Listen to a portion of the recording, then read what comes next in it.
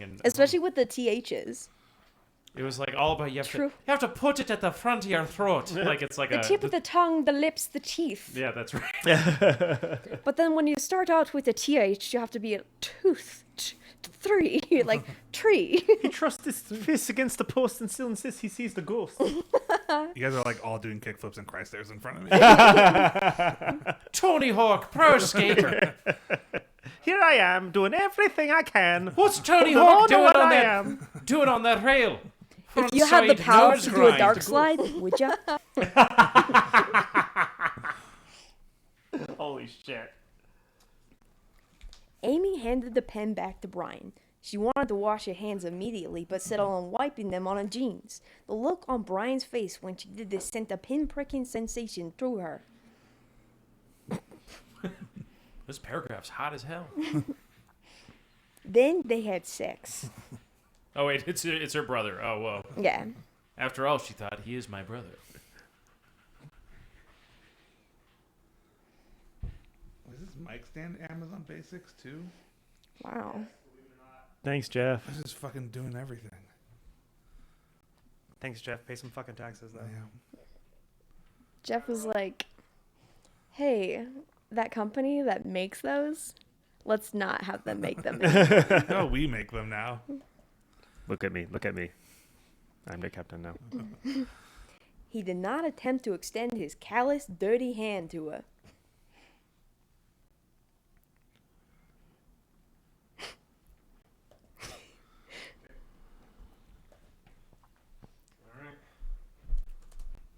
Oh, Discord's like dead right now. Yeah, Discord's fucking going wild.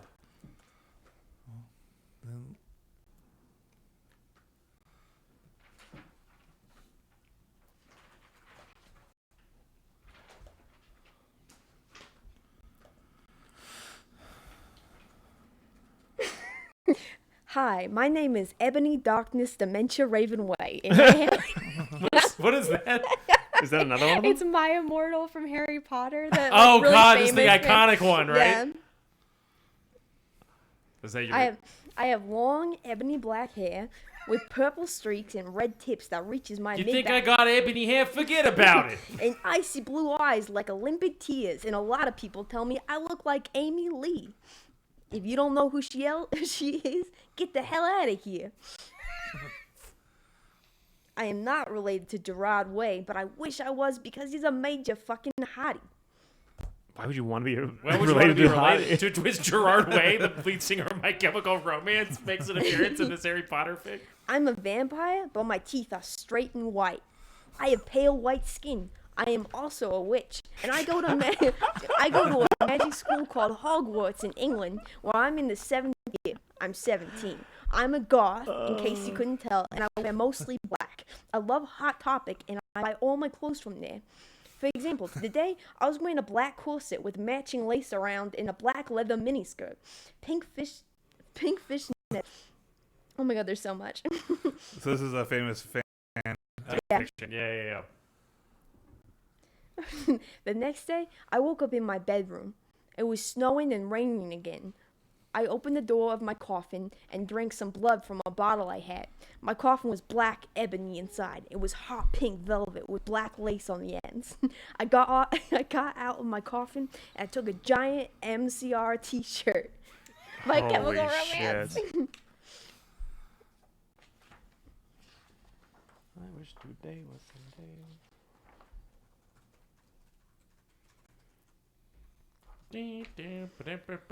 All right. I went outside. Check. Draco was waiting there in front of his flying car. He was wearing a Simple Plan t-shirt. Now it's a Family Guy fanfic. It was freaking sweet, Lois. All right. What if I just do Stewie voice for That this? would be Oh the no. I would like Me, that. Stewie. Oh no. Every time you do, Victory is mine. every time you do, I make somebody else roll to lose sanity. With the dingo and the baby. Yeah, what's our sand? Is it a sanity check? Is it just one sanity drops every single time someone does a dad joke? Yeah.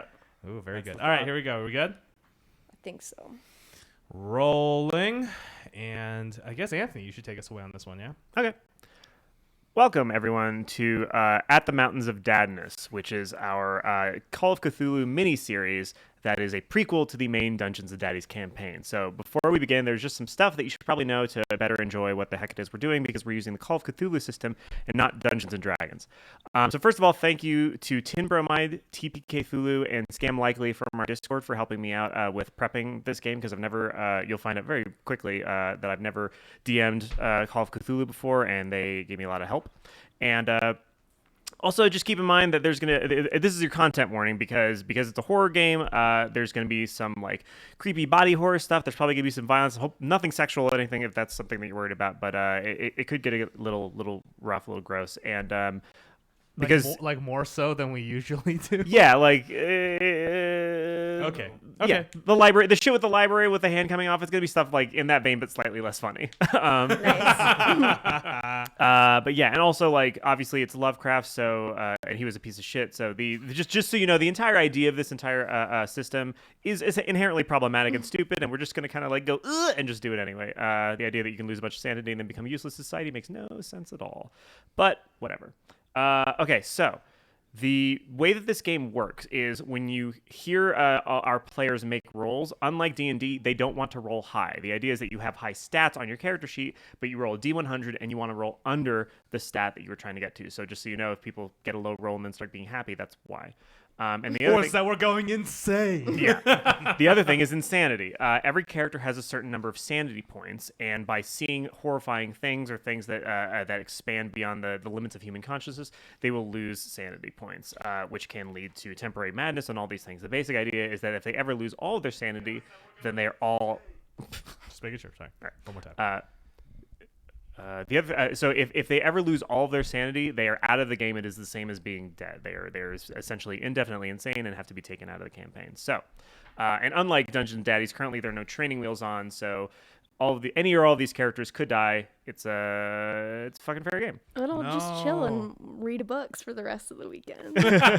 Yeah, and we'll just sort of hang out. I want to say that I don't like it, but I like the idea that there's actual consequences to seeing awful things, where it's like you can be like killed or whatever. Yeah, it's yeah, we'll see. And again, I've never DM'd this before, so I apologize if it's bad. If we all get in a car at the beginning, I'm just gonna drive us off a cliff so we can all go play Zelda.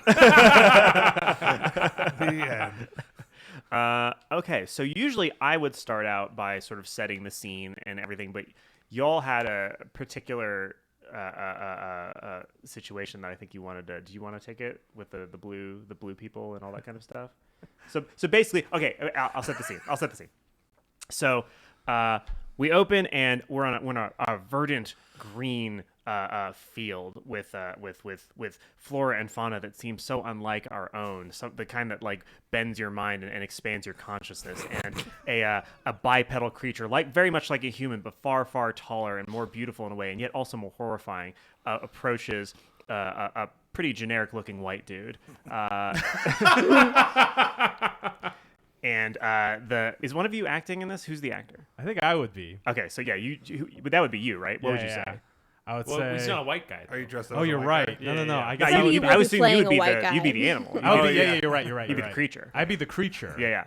Yeah. So the white guy goes like, "Oh wow, tell me about this world. What is this? Where am I?" Jake, you are on the. Sorry, this is. This is ridiculous. Cut. So the lights The go. stilts are killing me here. A bunch of crew people walk around and hustling and bustling, and if this were a movie, you'd see a title on the bottom that says San Dimas, California, 1939. So the director comes up to you and goes, "What was the problem with that? What was wrong?" Sorry, listen. I've worn all kinds of. Hold on, I'm trying to find an accent for this guy. I've worn all kinds of crazy costumes for my films, but nothing as ridiculous as this. You look. I've played all manner of beasts and all manner of villains, vampires, monsters, but this is ridiculous. This blue makeup all over me. I can't even. My skin. It can't. Someone. I need. Excuse bring me. the makeup Excuse in. me. And then plucky 23-year-old Sally Stipe rushes up to the scene with a big box of blue paint, with a big bucket of blue paint, and dabs a cotton swab in it. I'm sorry. What's the character's name again? Who was it in? No, you, the guy. You. Oh, my character, Meryl. I'm sorry, Mr. Merrill, sir. I just you're getting so flush and angry, and your blue makeup's running off. So I'm just gonna dab this on. Do we you. have to do the blue makeup? Is this part of the thing? I don't understand. For the 100th time, yes, the director says, even though we are shooting in black and white, they will be able to tell, even if they can't really tell, that the aliens are blue. It's going to be great if you would just trust me and stop talking about how you're better than this project. It's I find it very insulting. Excuse me? Oh my God, what? Robert Wilson, the line producer, shows up.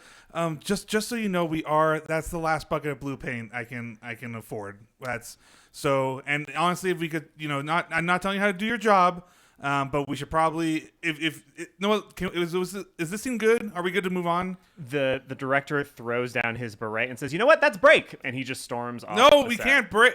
I do this bucket of blue paint is not going to get through all 100 extras we have to get through. This is about 3 people worth of blue paint here. So what do you need? You need me to get some water? This isn't really. Kid, what's your name? What's your name, kid? My name is Sally Stipe. Yeah, that's it. Sally Stipe. That's my name. And Sally, sure. I'm the makeup girl. Listen, Sally. Let me make a deal. You put spill it somewhere, and we just do the rest of it, because these idiots here don't know what they're doing. Hey, This isn't. excuse me, Sally. I was wondering if we could use some of that blue paint for the set. My name's Stuart, actually, aka Stud Stampler. Are we just allowing anybody to come up to talk to the actors at this point? Hey, I got just as right. I got just as much right to be here as you, buddy. I'm an actor myself, sort of. Oh boy. Well, I want to be. Yeah, there I it got is. dreams, buddy. Stud, is that your name? Yeah. Nice call to me meet you. Stud. Slip me 5 here. My name's Robbie. You can call me Robbie. Hey, Robbie. As he says, "Slip me 5," he holds out his hand for a handshake because that's the slang for "give me a handshake." Hey, what set are you talking about? Well, there's not a set right now, but I'm a good builder. I'm a construction worker. Meryl's at the craft services table in the background, just like, pretzels, and they're only hard pretzels. What is this malarkey? Yeah, you see that craft services table? I built that. I built that with my bare hands. As you are discussing amongst yourself, you hear the telltale tromp of boots that you now, that having worked at the San Dimas at this particular studio, you now recognize as sorry, I'm going to take that from the top. So as you're all talking amongst yourselves, you hear the telltale tromp of boots that signals the arrival of the studio head of Father's Own Studio, which is the film studio that you work at. And the Father's Own Studio. Father's Own Studio. You see the familiar and constantly furrowed brow of R.L. Stein's S-T-E-I-N Yes. walking onto set. And he goes, "Stop production, stop production. This is what are you guys still playing your stupid make-believe games?" Yes. Thank goodness. Finally, someone who's going to take us out of this 2-bit production and get me in the... Shut up. I was going to say something racist, but no, we're not doing that. It's going to be very tempting for characters to be racist in this, but no, we shouldn't do that. It always no. And he goes, "All right, who's in charge here? Where's the director?" And he points at the line producer. Oh, hi. Pleasure to see you here, sir. I'm glad you came down. The director, I think he went off. Sally, did you see where the director went? I think he ran off to his trailer shouting something racist that I'm not going to repeat. That sounds just like him. Yeah. You know what? Fuck it. Doesn't matter. Or farted. It doesn't matter. I don't know how people cursed in the 1930s. Beans. Beans. Beans it. People said fuck. Yeah. I would actually appreciate if you didn't curse around me. It goes, okay. He just arbitrarily looks around and points at each one of you in turn. He goes, you, and you. I need you for a job. I need Of course. Anything you want, sir. All right. So actually, take a walk with me. Take a walk with me. And he begins to walk, and you start walking across Father's Own Studios. And as you're in sunny San Dimas, which, as you know, because you live here, R.L. Stein has been for the last 5-10 years, basically trying to make it the new Hollywood of slightly northern California or slightly southern California. Where's San Dimas in relationship to Hollywood? Whatever. It's east. He wants to make it Hollywood 2, East Hollywood. And as he leads you out, he walks you past the soundstage where they were shooting the number one picture that the studio was hoping to make a really big hit, The Heart's Greatest Desire, and it's completely empty, which is very strange to you. And he points at the empty soundstage. He goes, "You see that? That's where we're supposed to be shooting the real shit, not the namby-pamby blue planet guys having sex with the hair woman. That gibberish you guys are doing. We're not doing that. Finally, someone who sees eye to eye with me. You are not going to be in this film. But What? the main thing I need you. So the director, he's sort of, and he leans in and like sort of huddles you in, and what would be a dad huddle if he were a dad, but he's not. And he goes, the director's gone missing, along with the star, and more importantly, the film. The most recent cut of the film is just gone. And what I need you to do, Is remake it. no, Oh, okay. I need you to, because you'd be bad at it. I need you to go and I need you to bring it back here. Because otherwise, this studio is kaput, your careers are fucked, and do not let anyone else know about it. The last time he went missing, there were some sly prostitute murders, so I just need you to keep it under your hat. Well, you sir, understand what I'm saying. if prostitution and murder sounds like we should call the cops. I can do that for you right now if you would No, like. do not call the cops. If the cops get called, then they'll arrest him, and then we won't get the film back. I need you to go get it and bring it back to me without letting anybody know. Do you realize the PR disaster would be if it came out that one of our directors was murdering? It certainly would be a PR disaster. It would be a sensational story, the likes of which no one has ever seen. And the intrepid reporter who caught the scoop, why, he'd be able to write his own meal ticket, I bet. So I get it. That's a fair assessment, yeah. You just want us to preserve the magic of the movie. Make it real again, you know? He puts a hand on your shoulder and he goes, that is the dumbest thing I've ever heard in my life. But, Mr. Stein, can I have a side with you really quick? Mr. Stein, just over here, 3 feet away. yeah, and he just doesn't move. I stand slightly farther away from him. So then you're just like shouting it. It's just raised voices. I look at everyone else. I'm like, hey, guys, scram a little bit. Oh yeah, sure. Anything you say. I Yeah. should probably, I'm gonna record this just for. I'm gonna stay right here. I'm 6 feet back. Is it enough? I could go further. Sally's like, yeah, I'll be right over there if you need me, boys. And then while everyone's not looking, she tries to hide in a nearby bush. Oh, fun. So you know me, of course. Yeah. Hold on 1 second. Need to see what stats you guys have so I can ask you to roll for them. He goes, yeah, sure. Sure, of course. Yeah. So this picture that they were shooting. This Todd's was greatest desire, yeah. Yeah. So let's just say we do a little thing here. I call in some favors. We sniff around for your director friend. I hear you guys were recasting the villain. There was no plans to.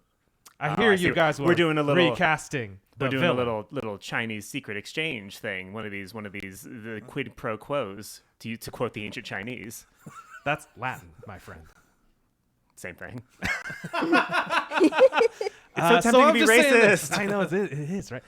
So listen, as you know, star of the silent era, Meryl Streep here.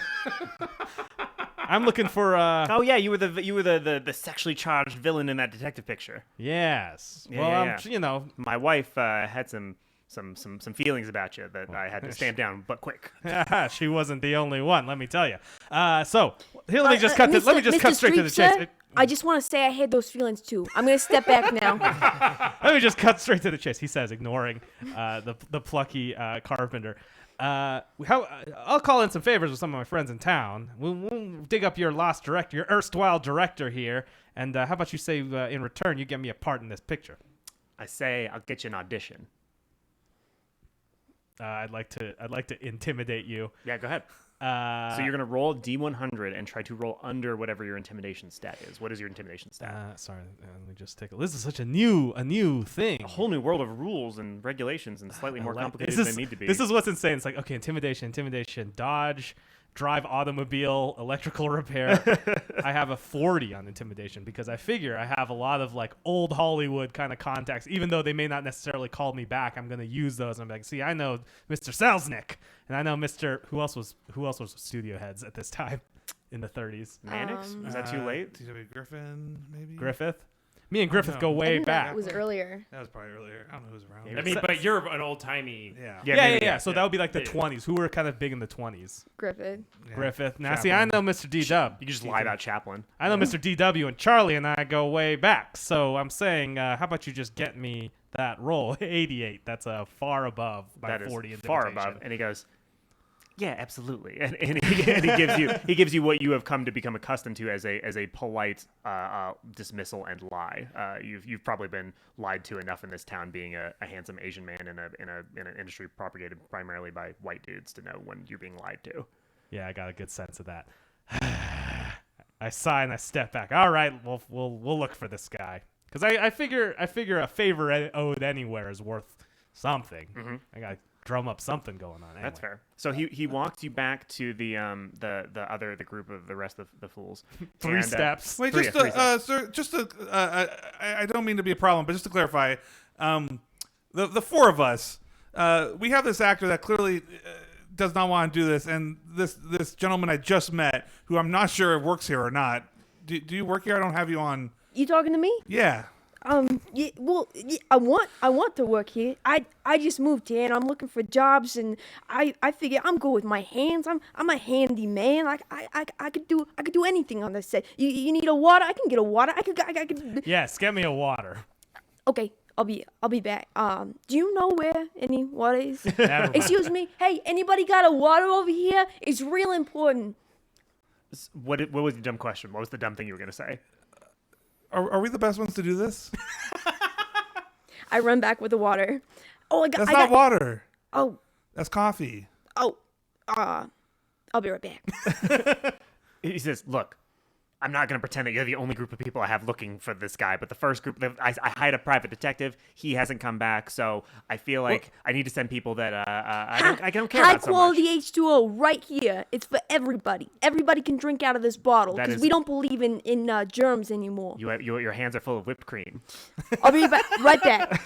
Listen, fellas, I can see what's going on here. He saw a star like myself with the connections that I have all around town, and he figured we were probably the best bet. And you folks are my lackeys coming along here. You, numbers, pencils. What's your name again?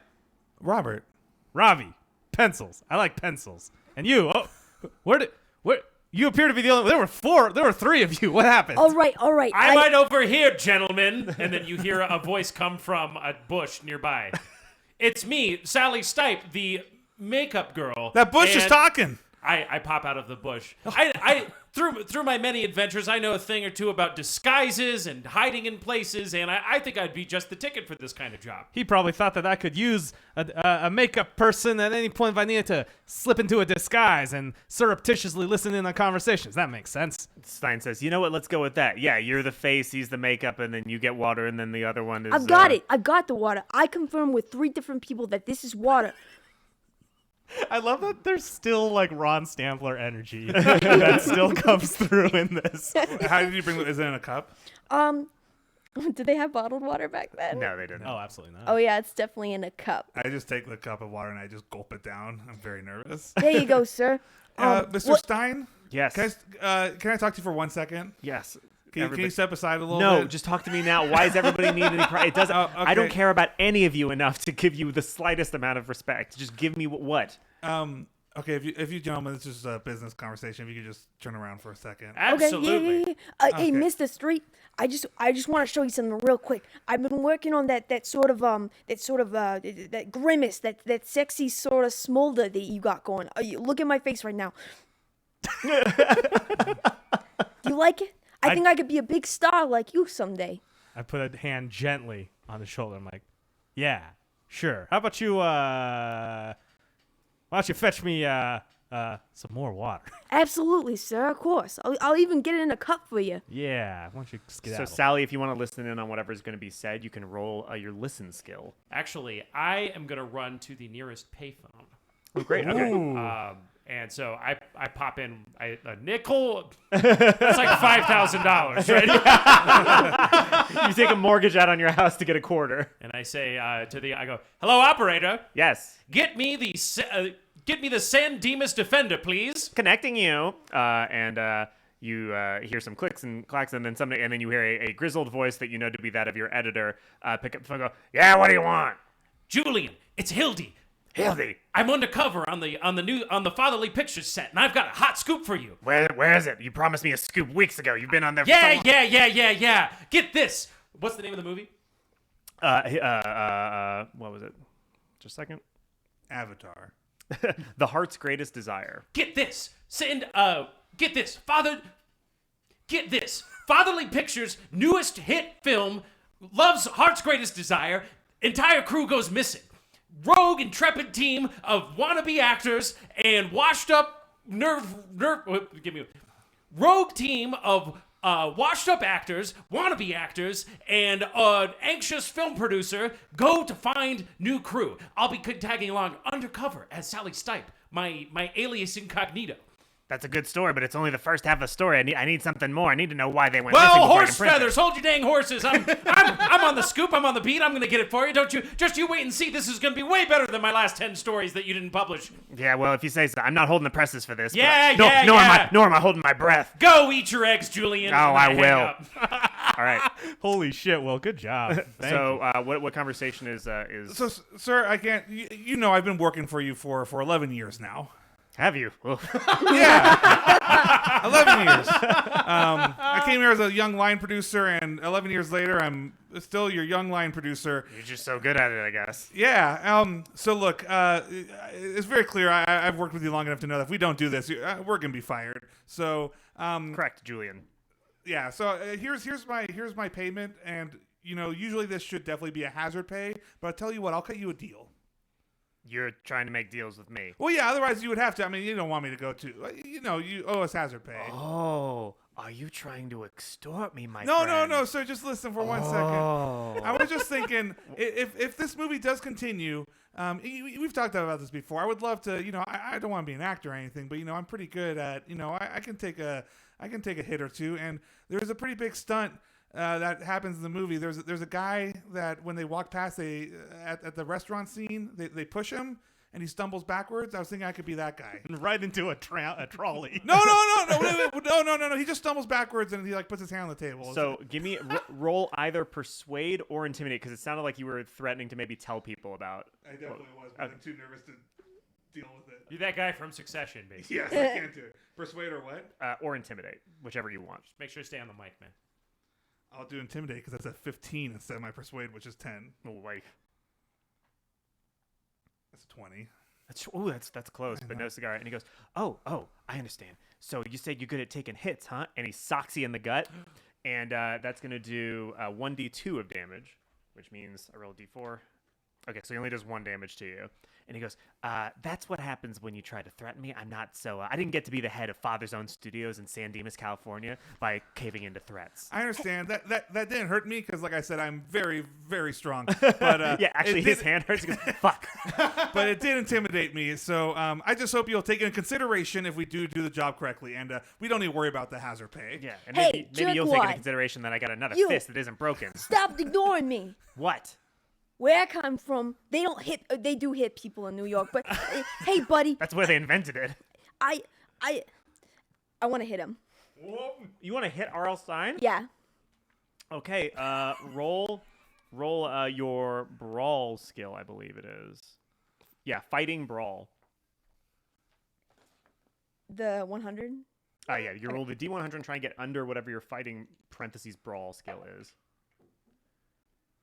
Got 26, and I have a fighting brawl of 30. 30. Okay, so you're gonna roll. Let me see how much damage you do. Holy shit. Actually, you should say unarmed, right? It's like a D4 or something. Unarmed should be 1d3. 1d3 plus DB. So it's a D6 divided in 2? Is that Uh huh. right? Yeah. And what's DB? Damage bonus. None. okay. Does Yeah, it say none. damage bonus on your thing anywhere? Combat damage Bottom bonus? right. Bottom right? Probably not. Probably not. No, yeah. So 2. Okay, let me just see if there's any other. Did you roll a 2? I rolled a 4. Okay. Okay, I think you would probably get a damage bonus if your size was like super huge. Okay, so you where do you hit him? How do you hit him? I hit him right in the mouth. Oh my god. Oh! So you hit him straight in the fucking mouth, and it like breaks his front 2 teeth. And he goes, and he's so surprised he swallows them on accident. Oh my gosh. And he goes, that's it. You are fired. All of you are fired. Get the fuck off of my set. Whoa, Hey, whoa, whoa. I'm tired of people like you always picking on little guys, people that didn't do anybody no harm, and then you lift up people who don't care about nobody. But the silver screen, this industry, it's about dreams, man. in an action that is very reminiscent of Dungeons and Daddies, I try and shush the Stampler. And I'm like, no. Don't worry about that. We'll get you your folks. We'll get you these folks back. He's already waving over security guards coming. Medics, Okay, sir, okay, just we to will. clarify, he doesn't work here, and also I have first aid, so I'm gonna try to instantly like help his mouth. I Okay, don't know make a this person. roll. I've never met this person before in my life. All right, sir, you know what? We will go find this other pitcher team, and you know why? Because it's the right thing to do. So I got an Hold on, 11. on Mike Black. I got an 11. I'm 65, so that was a powerful. That's a very good success. Deal. Okay, so you managed to stop the bleeding. You can't get his teeth back because he swallowed them. but he just like he goes and then he realizes how mad he remembers how mad he is, and he fucking swats you away. He goes, "Get the fuck out of here! I don't want to fucking see any of you people unless you got the goddamn film reel. And I especially don't want to see you pointing at Stud, saying I don't want to see you again, no matter what the fucking what. Get the fuck out. All The four of next you." time you'll see me, buddy, it'll be on the big screen. So wait, sir, if we fucking save the great. film, we get rehired. Maybe I don't know. We'll fucking see what kind of Rehired goddamn mood and I'm in. rehired, and I can do that little stunt piece. Get the fucking go. And so the what's another person? Because I forgot to have him give you information you needed. What's another His assistant, high ranking? maybe. His assistant comes by and like goes, guys, over here, and waves you over and says, "I'm so. I mean, His assistant, that- Stephen King. that shiner that shiner you gave him. Wow, I've been wanting to do that my whole life. Well done, you. You'll probably Thanks. never work in this town ever again, but it was fun for me. So here's the thing. I think if you actually do go get the film back and can get the crew, he might rehire you. I don't know. So there was a couple of places he wanted me to tell you, or he was probably going to tell you until you punched him, where you might want to check out for clues. This is a game about following clues. So there are 3 locations. There's the director's apartment. We sent our PI to his apartment, and he didn't come back. And then there's the PI's office, and we don't know where he is. And then there's also you could go to the editing suite where the film was getting cut together. An early draft of the film was getting cut together. The editor there was working pretty closely with the director, but we haven't heard from her either. What about hitting the streets? You know, asking the people if they've seen anything suspicious, like. You could do that. It would be really kind of going against the whole like don't let people onto what's going on. That's order that true. he That's gave. true. Stud, we want to keep this under our hats for Absolutely. right now. On the QT. Yeah, very hush hush. Yeah. Exactly. Everybody is like, you can feel it in this room. Everyone's trawling through. It's like LA Confidential. LA Confidential. LA Confidential. Quickly, all the 40s movies I've seen. Fellas, I think we should go check out the. Let's check out. I say we check out the director's place.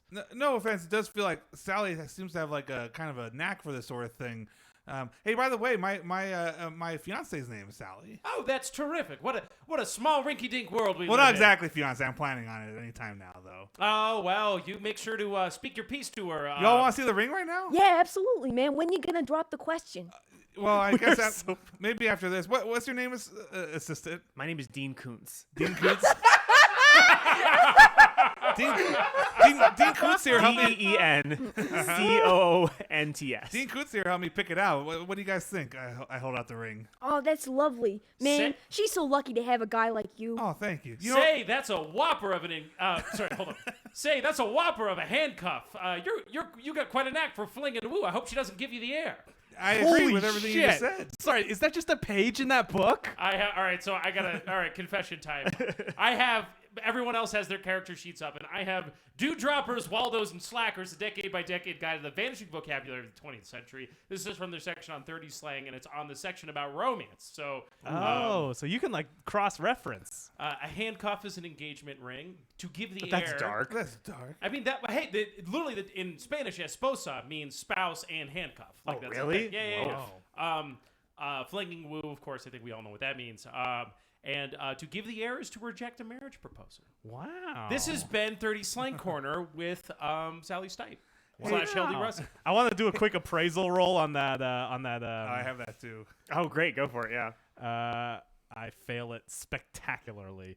Wow, that's a hell of a ring. It sure is. Hey, Stud, that's your name, right? Yeah, it's my name. I just want to say thanks a lot for defending me back there. Of course, man. Nobody should be picked on like a bully like that. Everybody got dreams, man. What's your dream?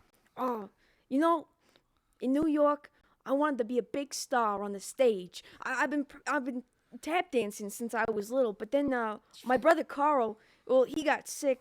Actually, I mean, he made himself sick. Years of drinking, He really loved that bottle. Got a bottle down his throat every night, so to speak. And so he actually passed away. So now this Broadway star's coming to California. And sure, I'd love to be a star here, but right now I'm focused on raising my nephew Willie. I look up and down stud to see kind of like how much I look like him. What's your size? I'm huge and very hot. No, Beth, your character. Yes. Okay, my character is small and very ugly. I'm size 60. Okay, inches. Yeah, I'm size 40 and I'm as ugly as you can make it. So I look up and down. I go. Me and you, we look pretty similar. And it'd be, I want to stick with you. I think we make a good team. And I'm a line producer. It's not what I'm always going to do. I want to be a stunt guy at some point. Maybe I could be your stunt man. Absolutely, man. I mean, I like doing stunts myself. That's why I knocked the snot out of that other guy. Yeah, that was great. Usually you would like do the back and then I would actually do the punch, but that was really good. Okay, well, I mean, we'll talk about it, Yeah. man. Sometimes Willie, my nephew, I guess I should call him a kid. I mean, like a son to me now, because I'm raising him. I don't know. Sometimes he does stuff that I don't agree with, like killing cats or something like that. And I have to say, like, hey, Willie, we'll talk about this later. And sometimes it means that we'll have an argument, but other times it means that we're just gonna try to be friends. Sally's been talking about having a kid. I'm not so sure. Maybe we should talk about that too. Hey, you boys, what? if you're done gabber blabbing, we've got a case to get to, and we've got you're right. a big old reel of film to find. Of I tell you, we course. can't sit around here all day smoking them dingbat doobies. We got to get on this. I too have a list of slang, and it's all weed slang, baby. Yeah. Okay. So Where do you think we should head to, Sally? where do you want to go? One of I'm those not go. accustomed to asking women their opinions, but You can also go to anywhere you want. Basically, you can go to the library or whatever. Those are just the three that I have suggested. There's a library. Yeah, there's Okay. basically the way that any Call of Cthulhu mystery works is you can hypothetically do whatever the fuck you want to try to solve mysteries, which is why you have a library use skill. But it's up to you what you want to do. I don't know if the library Now, if will you- help us know where the director went at this moment. now if you ask me, we should head down to Musso and Frank's and have a word with some of the other directors there. see Musso if and there's any Frank's, why that's a 3-hour drive from San Dimas. it's worth it. If we get there, we might just get there in time for lunch. But I think we should be asking the scuttlebutt around town amongst the other directors and the other Hollywood types. But we still gotta keep it very hush hush. that's a good point. I say we act like we're looking for a different picture. Like say the Wizard of Noise. So Dean Koontz narrows his furrows his brow. He goes, "So your plan to find the heart's greatest desire is to look for a different movie." Well, no, we say that. Hey, have you seen any people go missing? And then it's times being what they are, they'll say, yeah, a lot of people got missing and murdered, and But there's the a thing lot is, of nobody violence. knows the director is missing yet, except for us. We don't want it to be known that the director of Heart's Greatest Desire. Now is that's missing. why I propose we start our search at the director's house. Yeah. If I Makes don't sense. miss my Literally guess, what I just said. So Hey, Dean, no one listens to me though. Dean, what's the head guy's name? R.L. Stein. Dean R.L. Stein, he said this on his job. He said that we were going to have a nice per diem. He was saying about $500 per diem. And don't worry, I'm going to record it all. I want to make sure that we have everything. Oh, he said that. That sounds great. Yeah. Yeah, so that's your job as assistant. $500 per diem. Why don't you roll persuade? Yeah, $500 is like $1 million in 1939, right? Let's take a check here. We're gonna just take a quick check. Inflation, the good old inflation calculator. $7,000. $500 in 1939, and this year. Wait, I want to invite the audience at home to guess in your head what you think $500 in 1930s. And then click 15 seconds forward on whatever podcast app you're listening to and split yourselves. By the way, Robert always tries to do things, but he has absolutely no persuasion. It's $9,000, Matt. $9,200 a day. I rolled I was That's what the so word diem. per diem means. I rolled a 72 and my persuasion's 10. Oh, he goes, oh, absolutely not. 10 grand. Yeah, okay, we're trying. Okay, well, hey, team. That's the operating team really- budget for the year. I understand. It was worth a try. Team, I'm gonna go ahead. I'll keep the receipts and I'll break everything up. That way we can all split this up 4 ways. I don't know whose car we're gonna use, but don't worry about it. I just want to make sure that none of us feel like we've been screwed over or anything like that. So yeah. So whose car are we taking? Not mine. My car has terrible. I don't have a car. But I thought you were a stunt driver, man. Well, I suppose we could take mine. My driver is sick. He's away checking on his family. But I got a Duesenberg. They've got a bullet-riddled death car that's on set in the garage for All Angels Die Suddenly, the new gangster picture. So maybe we could take that and no one has to waste their gas. Well, hey, I got a cool cap that I could put on my head and look like a driver. So let me hop behind the wheel. All right, you go to the car for All Angels Die Suddenly, which is completely bullet riddled, and one of the fucking tires is steadily losing air. But Dean Koontz goes, "Oh, that's great! Then we can write it off. Fantastic." Okay, so you're gonna drive to the director's apartment? Yeah, I fucking floor it. All right. So when you arrive at the director's apartment, you can see that the door is wide open, and before you even approach. Before you even enter the apartment, you can smell very bad things. You smell every manner of bodily fluid imaginable. And stepping inside, it looks like somebody has like smashed this place to fuck. Not to have sex, like smashed it to hell and back. Smashed Yo, with girl, this I wanna place. fuck, but first we Had gotta sex smash. with the apartment. They fucked this place up to smash. You see his many awards that he's won are like in pieces on the ground. You smell pee everywhere. There's this like crusty brown substance on his rewards. I don't. I just want to say that Robert is nose blind. Sorry, one more time. Robert's nose blind. He doesn't have like any He smell. needs Febreze. My God. Not that important. I just blind. want in case it matters later. He doesn't have a sense of smell. I always thought you lacked common. Of sanity loss for dad jokes. How do you roll a D2? You're gonna roll a d4 and then have it. or anything. I guess anything can have it. Well, not a d. No, not a D6. D1. Yeah, D6 a 1, 2, or 3 is a 1, and it's all the same. Wow. Oh, okay, sure. Matt's just getting at you with them Yeah, statistics. that makes I got sense. 2. Yep, I lost sanity from that. I don't have much sanity. Wait, Will. what? Wait, what are you doing? That makes a D6 a D4. 2, just anything, just 50% up or down. Okay. One's a 1 and one's a 2. Question: Is there like advantage? Is there a way to grant advantage in this?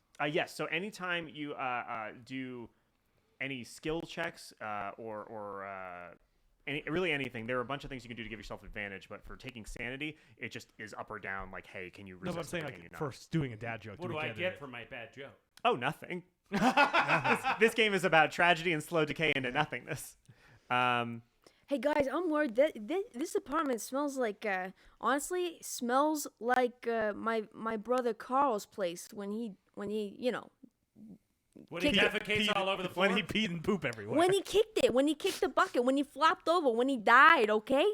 Oh, Yeah, I thought the same. It definitely smells really bad in here. So there are a bunch of crumpled up notes everywhere and stuff. So if you want to try to find something more specific, you can roll a spot hidden skill. I'm gonna check. roll spot hidden. I'm going to do spot hidden as well. I'm a trooper at this. I'm awful at this. I rolled an 81 out of 25. I'm so really I good don at my it. white gloves and just pretend to look like I'm looking for things, but I'm not really getting my hands I rolled dirty. bad. I also rolled bad. What do I roll? How do I do this? You're gonna roll D100 and try to get under whatever your spot hidden is.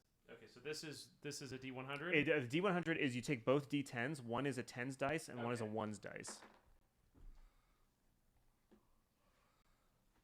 Oh, I got a. So Not that the on my- 0-0 is like. That's a between- full 100. Well, no, 0-0 either. So this is slightly complicated, but 0-0 if it's paired with another 0 is 100, which is a critical fail. But if it's paired with anything else, then it means like 08 Okay, I or rolled a 01. 5 then. Oh, Okay, great. So Whoa. that's an incredible roll. Yeah, yeah. So, So yeah. actually, that's a critical success, I believe. So everybody on your stats on your character sheet, you'll see whatever your basic number is, and then next to that there is the number that's half of that number, and then a number that is a fifth of that number. Instead of doing full on like 20 is a crit or whatever, 1 is a crit fail. If you can get under a fifth of whatever you're doing, that counts as an extreme success. And if you can get under half of what your skill is, that's a hard success. So you just got an extreme success. Nice. So yeah, All right. so you find his journal, and in his journal you can see that Ooh, bury it somewhere. Just give me a little flavor. you want a little flavor. Yeah. So his journal is buried beneath a pile of Poop. His journal nice is flavor. Like set him up and spiked him on that. Gotcha, Anthony Bird. His journal is buried beneath a pile of half-written screenplays that have been like scribbled out and ripped up and shit like that. But beneath him, you can find his leather-bound journal, and inside the journal, you can see some. It's the handwriting is very, very bad and scraggly, but you can make out that he wants to film a new finale. It says new finale underlined several times. Current finale is not working. I need to film it where the oaks grow tall, and he's underlined that a couple times. And then beneath that, another journal entry saying this lead actor is, and then clearly a smear of his own shit. And then beneath that, need auditions. Can film these here in California, can film auditions in California, unlike finale. And then because you rolled an extreme success, you also see attached to the back of stuck to the back of the journal by portable bodily fluids is a card from a taxi service. It's from Yellow King Cabs. That has he's got a card for a taxi service. Gentlemen, get a load of this. Gather round. Oh my God.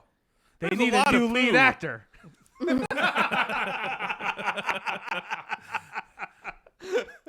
I'm staying at the door. I'm like, it doesn't look very sanitary in there. What you got there, Sally? It seems to me that this director really blew his wig. Just from the state of this place. I mean, look, there's poop all over the place. There's all sorts of crumpled notes and whatnot, and it seems here in his journal that he was planning to reshoot the finale of this movie, and he needs a new lead actor. These scripts are pretty skeptical too. Or I'm pretty skeptical of them. You know, it's like an alien love story and stuff. And then this other one's just a regular love story. And then this one's an alien action movie that has a love interest in it. I don't know. I think he blew his wig indeed. Wait, you read through all those scripts in the last 30 seconds? I'm a fast reader, and they're only partially finished. It's like they pooped out of the second act and couldn't complete a full-on screenplay, Now, which should say, be easy. Stud, I know you're looking for work in the acting department, but it seems to me you'd be a great coverage girl. Oh, you really think so? Yeah. You know, I know a couple of gals down at the secretary's pool. They do a lot of script reading and script analysis, and I think you might fit right in. Well, I mean, I'm a fast reader, but I'm not so good at it, you know? I don't know how that works, but so it seems to me that do we find anything else? No, that's everything you found. Okay. Jeepers, gentlemen. Jeepers feels like a little too. Well, we'll say it. Fuck it. I invented Jeepers. Whoa. Jeepers, gentlemen. You're so cool. You got all that new slang and stuff. Yeah. Cool You word. got regular Shakespeare And over then you here. dab and you floss. It's lit. I also seem to find this. Oh, sorry. In addition to the journal, I found this on the back of the stuck to the back of it. It seems to be for what's the name of the cab company? Yellow King Cab Company. It seems to be something called Yellow King Cab Company. What's And that? it's got a phone number on it. Yeah, they're the most expensive cab company. I can't. Of course, he would use Yellow Cab. Sorry, I don't know why he wastes money all the time. We don't even have those cabs in New York. Yellow King. That name has a ring to it that I can't quite put my finger on it. But maybe we should call this number on the back, and then we can see if maybe they know where the director went. You know, like if he chartered a cab to go to wherever he ran off to. That'd be great. It'd be great if we could finish this. I'm supposed to have dinner with Sally tonight. I might, pop the question tonight. I'm thinking about it, probably not. Anyways, make the call. Can we be done with this soon? He's got a phone in here somewhere, right? There's a phone, yeah. All right, I'll make the call. I Yeah, guess. you make the call. Operator. Hello, is this the Yellow King Cab Company? Let me connect you with one of our managers. Yes. Hold on just a really second. quick. That would be the operator. You're talking to the operator. You're talking to the operator. You're not sorry, give me it again. Operator. Hi, put me through to the Yellow King Cab Company. They're at Chesterfield 0317 McGillicuddy. Chesterfield 0317 McGillicuddy connecting. And you hear the sound of somebody with long nails plugging things into things at a switchboard. Cyber, do you guys ever freak out that, like, if you got sucked back in time, you'd have no fucking clue how to use a phone? Oh, it'd be so Oh, bad. yeah. And the My old fear is movie- that if I went back in time, I would be immediately killed for being brown. So no. Oh, yeah. It's actually easier because you don't have to remember numbers. You just pick up a phone and go, talk to Will. Give me Will Campos, please. And they go, all right. Yeah, there's very few places I get to go when I go back in time. Yeah. Freddie and I can go to 1987, and any earlier than that is a little bit dicey. It gets dicier the farther you go back. I can go anywhere. I might be more successful the farther back I went. You could own people. Yeah. Okay. Okay, so a voice picks, or you hear somebody pick up the phone at Yellow King Cab Company and go, Yellow King Cab Company, what do you want? Hi, I'd like to inquire about a man who chartered a cab from you. I'm looking for him. Yeah, what's the name? What's the name of the director? Fuck.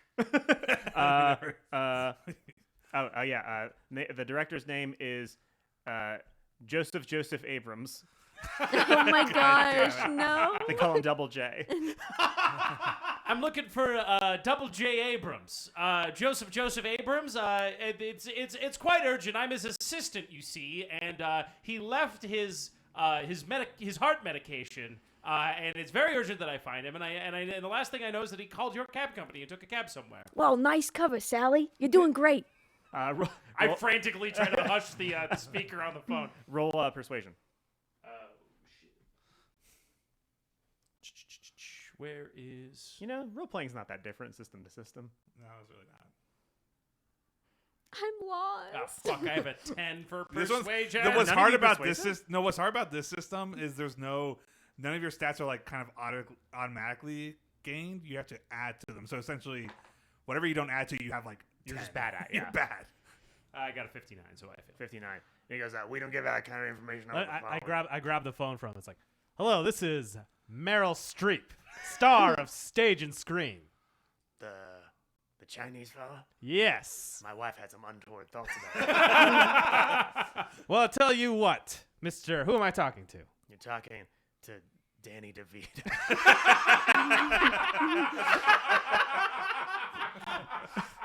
Well, Mr. DeVito, let me Everyone tell you. in my family is named that through the generations. Well, I'm at Mr. a taxi company. Well, Mr. I love it. Well, Mr. DeVito, I have some. Quick, what was money back then? Was it like greenbacks or something? No, like it was dollars. Just no. But like, This was is there? the 1800s. Dough. Dough. I got some dough with your name on it. Is that so? Yes.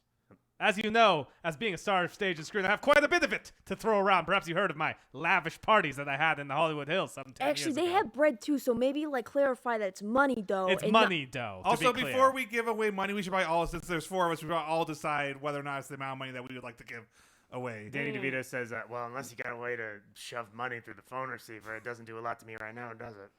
money over the phone? What sort of sci-fi world do you think we live in? Because I'm working on a screenplay. I kind of petered out around the second act, but that's the main thrust of it is money through the phone is my thing. What's it called? Dial M for money. It's called... Holy shit! That's way better. I was going to say it's called Vengeance Mountain, which I'm shortening to Venmo, Venmo, but no, Dial yeah. for Money is way funnier. Dial M for money. Good work. Yep. Well, I could have my my butler send it over. Do you still have a butler or are you lying? I am lying about that, Okay. but I have enough credit. Well, so go ahead and I guess roll persuade with I would say a penalty dice. So it's basically disadvantage for the tens digit because you're. Is there any way I could roll this on credit? Because it's like I have a reputation as being, some Well, like a the- former celeb. If you were physically with him, yes, but since you're over the phone, like how can you really prove that A, that you're him, A, and B, since I you haven't see. even Credit been is just your talkies, really. credit is literally just your physical money. Yeah, and like if you were next to him, you could roll credit waiting, and he would like look at you and be like, "Oh, this guy's rich. He's I like see, completely I see, stressed." I But see. you're over the phone, so it's kind of. Could I roll charm? People didn't lie in yeah, you can roll sharp. 1939. Because my charm is much better. Yeah, you can So roll that, that, and then I'm gonna do a persuasion dice, and then a minus penalty dice. So what you're gonna do is you're gonna do a D. Just basically roll D100 twice, and then give me the worst of the two. It's not really how it works, but using an absolute. 49, 19, 49. All right, so is that under your Yes, it charm? is. My charm is 75. Damn. Okay. Wow. Shit. Fuck. You're Yes. a charming I'm a dude. charming guy. All right. So he goes. "Wah." I've Alright, well, many wives have had untoward thoughts towards me. Yeah, I guess. Although that would work against my charm, wouldn't it? I mean, no, but also that like he's basically like Many well, wives- if I tell my wife that I talked to the Meryl Yeah. Streep, then maybe vicariously she'll Oh, I be more see. Yeah, excited yeah, about yeah. getting. All right. So yeah, he chartered a couple cabs. The first one was from his well, I guess actually 3. He went from let me see. He went from the San Dimas, the Father's Own Studio editing suite to his apartment. Then he took a ride from his apartment to the Griffith Observatory, and then from there he went to the train station. He went from to like a Union Station. Yeah, Union Station. He chartered a cab all the way from San Dimas to Griffith Observatory in Los Angeles? He's got a bunch of awards. He's very rich. He keeps us on retainer. We're the most expensive and luxurious cab company in San Dimas. Well, Mr. DeVito, thank you so much for the information. Tell you what, I'll have my assistant send over a signed headshot. Hey, real quick, while I got you online, can you say your famous catchphrase from that picture where you were the sexually charged villain, the one that makes the lady swoon? Well, I will say that it was a silent picture, so I actually never really said anything. They just had me mouth the numbers. I Yeah. just said the alphabet. And then they added it in. Mr. Streep, I practiced that line every night.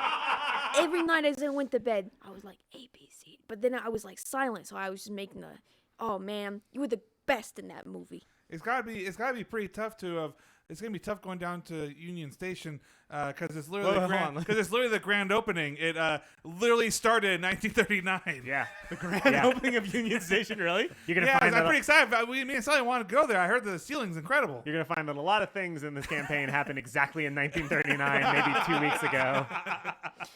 Hey, Yeah, this is December 31st, 1939, 1939. right at the cusp of the 40s. hey, Sally, in that journal, what else did it say about the oak trees? Gosh, that's right. I forgot all about that. And I flipped through it. Should I just read? I can read whatever the text is? Or just... Yeah, I mean, I summarized that. I didn't actually write. I'll- Like, let me- if let I me was do- let me cool, do I my- would have let me- written it all down, but Okay, yeah. I'm not. Let me do my with cool it. catchphrase for you. It's like, oh yeah, the catchphrase that made the lady swoon.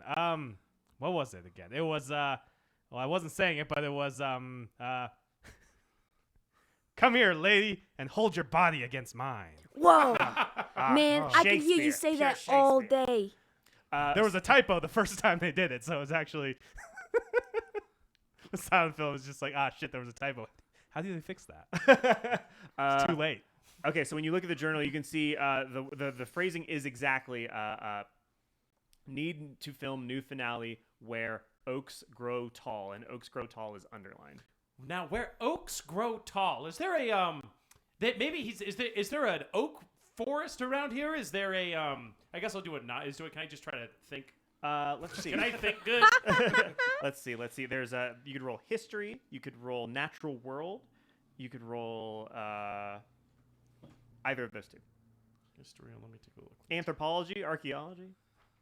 What do I have this good? What's good? Let's see. What's Actually, I'm good. gonna email you guys some. I'm gonna write some shit in character and email it to you so you can like look it over without me throwing hints at you. Where is shit? Fucking can't find shit. Where's okay? I'm gonna roll. I'm gonna do a history roll. See if I can trek back through my knowledge of the San Dimas area. I failed. Okay. You do not know if there's anything nearby where oak forests Where or the any of that oaks stuff. grow. What do you roll for that? History. I don't know of any oak groves around here. I don't know if you gentlemen know of Well, anything. let me think. I critically failed that roll. I'm gonna do a natural world. We shot something. We shot a silent. We shot one of those silent films around this oak grove down in Orange County, where the oaks are. I don't think that's right. It is. You can tell it is not right. Like Venice Beach, where the oaks grow. I failed. I failed as well. So I can call my well, I guess just Oh, this still must my be all- girlfriend. Huh? There must be loads of location people that work for the studio that you Oh know yeah, about. that's true. But no, my gal Sally, she works for the parks. She was an gardener arborist. and yeah, landscaper, and now she works for the parks, mostly a Joshua Tree area, which opened in 1936, if you all know. But she might 3 know years ago, that's ancient. she might know something. Why don't you give your sweetheart a ring and see what she can tell us about where the oaks grow? Okay, I don't like bothering our work, but yeah, we could do that. All right. Operator. Hi, can I talk to Sally Johnson? Connecting you. So you hear the familiar voice Isn't of she at work? your beau, and she's like, "What? Actually, no. You hear? Okay, so where does she work? Tell me where she works." She works in probably like town hall. So, Okay. but you wouldn't be calling. You'd be calling town hall then, right? Yes. I mean, I don't know how phones work. Okay, give me Sally Johnson at town hall. Thank you, Freddie. I'm glad we stopped. So you hear a woman pick up the phone and go like, "No, who you? It said town hall. Who are you trying to reach?" Sally Johnson. Sally. And Sally comes over and picks up the phone and goes, "What's going on, hon?" Hey babe, how's it going? Why are you calling me at work? Sorry, I just actually have a tree question. Weird, right?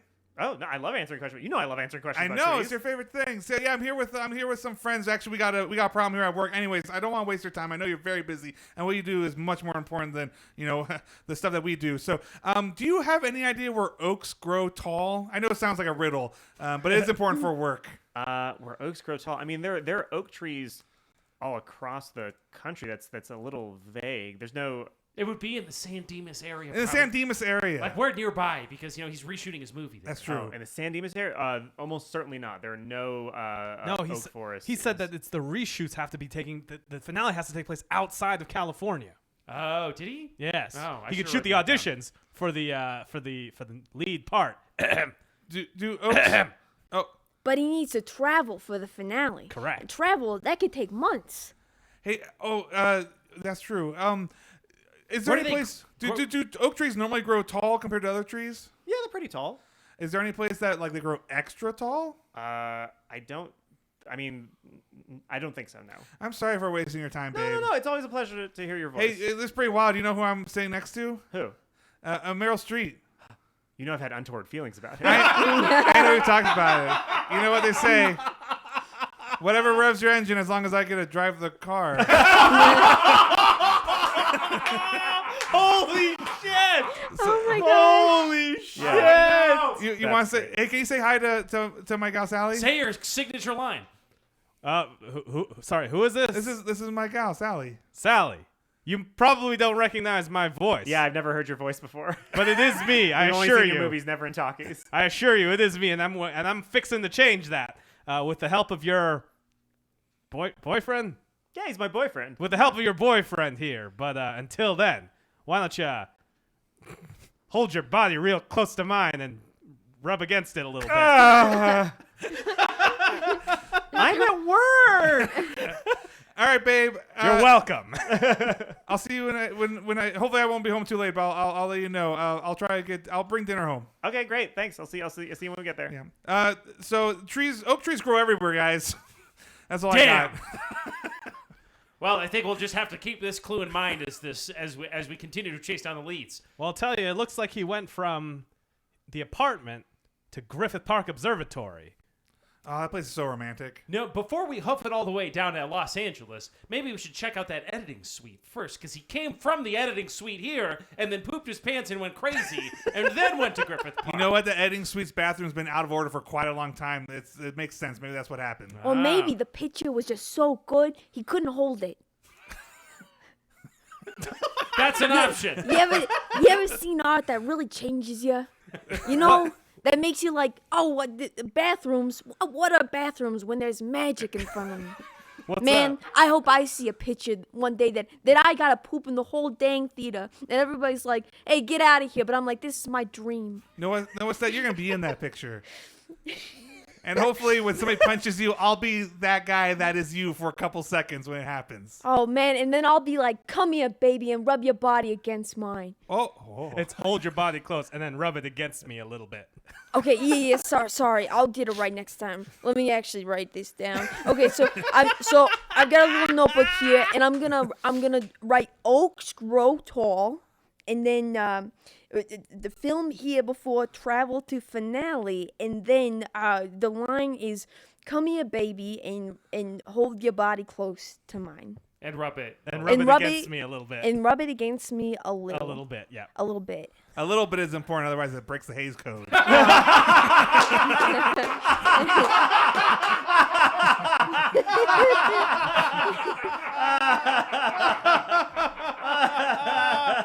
No way. Very good. Very good. Fuck, that's funny.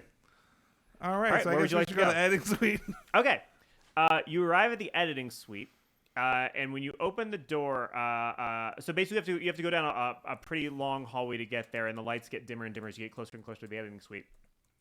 And when you open the door to the editing suite, it is almost pitch black, except for at the very end of the room, you can see the telltale light of a moviola, and it's the film that it's showing on the basically the back of the editor, who seems to be facing away from it. But otherwise, it's entirely dark, but you can hear the click click click of the moviola running. And also historically, mostly women in editing. Correct. Yeah. They were editors and computers. Yeah. Also, they were so hot that edit bays normally burn down. Yep. It was also The because women or film. the editors? I thought that's what she said. These Film gals is- were so hot. Yeah, film is flammable, but Yeah. editors are even hotter. So this editor's just sitting there, like didn't turn around when we came in. No, she turns back around, and you can see the way that the light from the moviola is running, it's sort of just hitting her chest. So her, everything outside of her chest is sort of out of it's in complete darkness. She turns around and is looking at the moviola and is cranking it back and And she's forth. like, "Hey, Moviola, my eyes are up here." No, It she was, doesn't. like, blowing- Gentlemen, be quiet. That's Gertrude von Strumpf. She's one of the most famous editors in all of San Dimas. She works on all of this company's pictures. She's notoriously cantankerous. One time, a PA came in while she was cutting Husbands Who Needs Them, the latest rom-com farce, and she flipped out at him Holy and fuck. threw coffee in his face. Yeah, I know. I was that PA. Producer. Believe me, I don't want to go in there. I'm gonna stay out here by the door. She's a little kinder towards women, so I'll go ahead and stick my edit here. Gertrude, dearie. Hello? So she continues to ignore you and just keep cranking the handrails on the moviola, cranking back and She's so forth. dedicated to back her and craft. Nothing can distract her. We better approach with caution. Maybe Meryl Streep can try that catchphrase on her. Something seems off. I want to do a quick perception of what's going on here because it seems like we're walking into a freaky room. Spooky. Let's see. Is this a freaky room? Is this a freaky Is room, this a Daddy family room or is Master? this a freaky room? I don't. What would you roll for? Like, is this fucked up? Percept? Freaky. Roll Is for Percept freaky. one of them? Roll No. Spot hidden. Survival. for the newest R&B hit. Yes. Roll No, for I freaky. I think maybe the way that Call of Cthulhu works is they want you to investigate for yourself rather than having the die roll sort of tell you what's going on. So you have to put yourself in position to What? find stuff But out. that That makes takes sense. I buy that. work. and then it's probably just environmentally, it's like I'm getting freaky vibes. Yes, you're definitely getting some weird vibes here. Like she definitely should have been able to hear you when the door opened. She should have seen the light, but she didn't turn around. It's like she's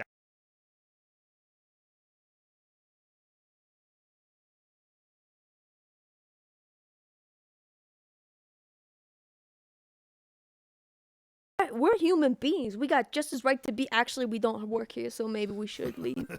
I turn on my flashlight pen. oh shit. Click, click, and then I do a sweeping scan through the darkness. Okay, as you sweep through the darkness, you see what appears to be pretty normal, just a bunch of filmers and stuff like that. But tell me what you do with the flashlight in regards to Gertrude. I'm going to shine it.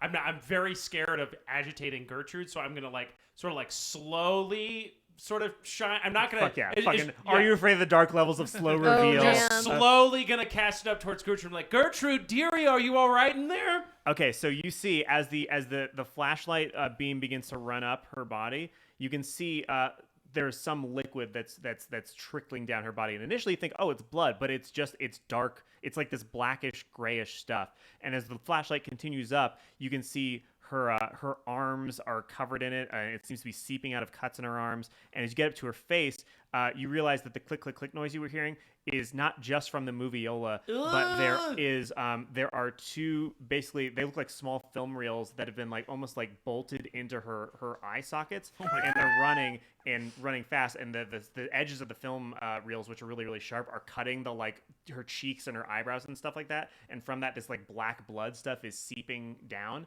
And she opens her mouth and basically just film starts to like sort of like spool out of it, Like goop film or like movie film? like lines of film just start to like goop, not goop. They begin to like spool out of it as she goes like, oh, hello. Have you come to see the film? Oh! All right, so everybody roll a sanity check. So you're gonna try to roll under your sanity, and if you roll. Yeah.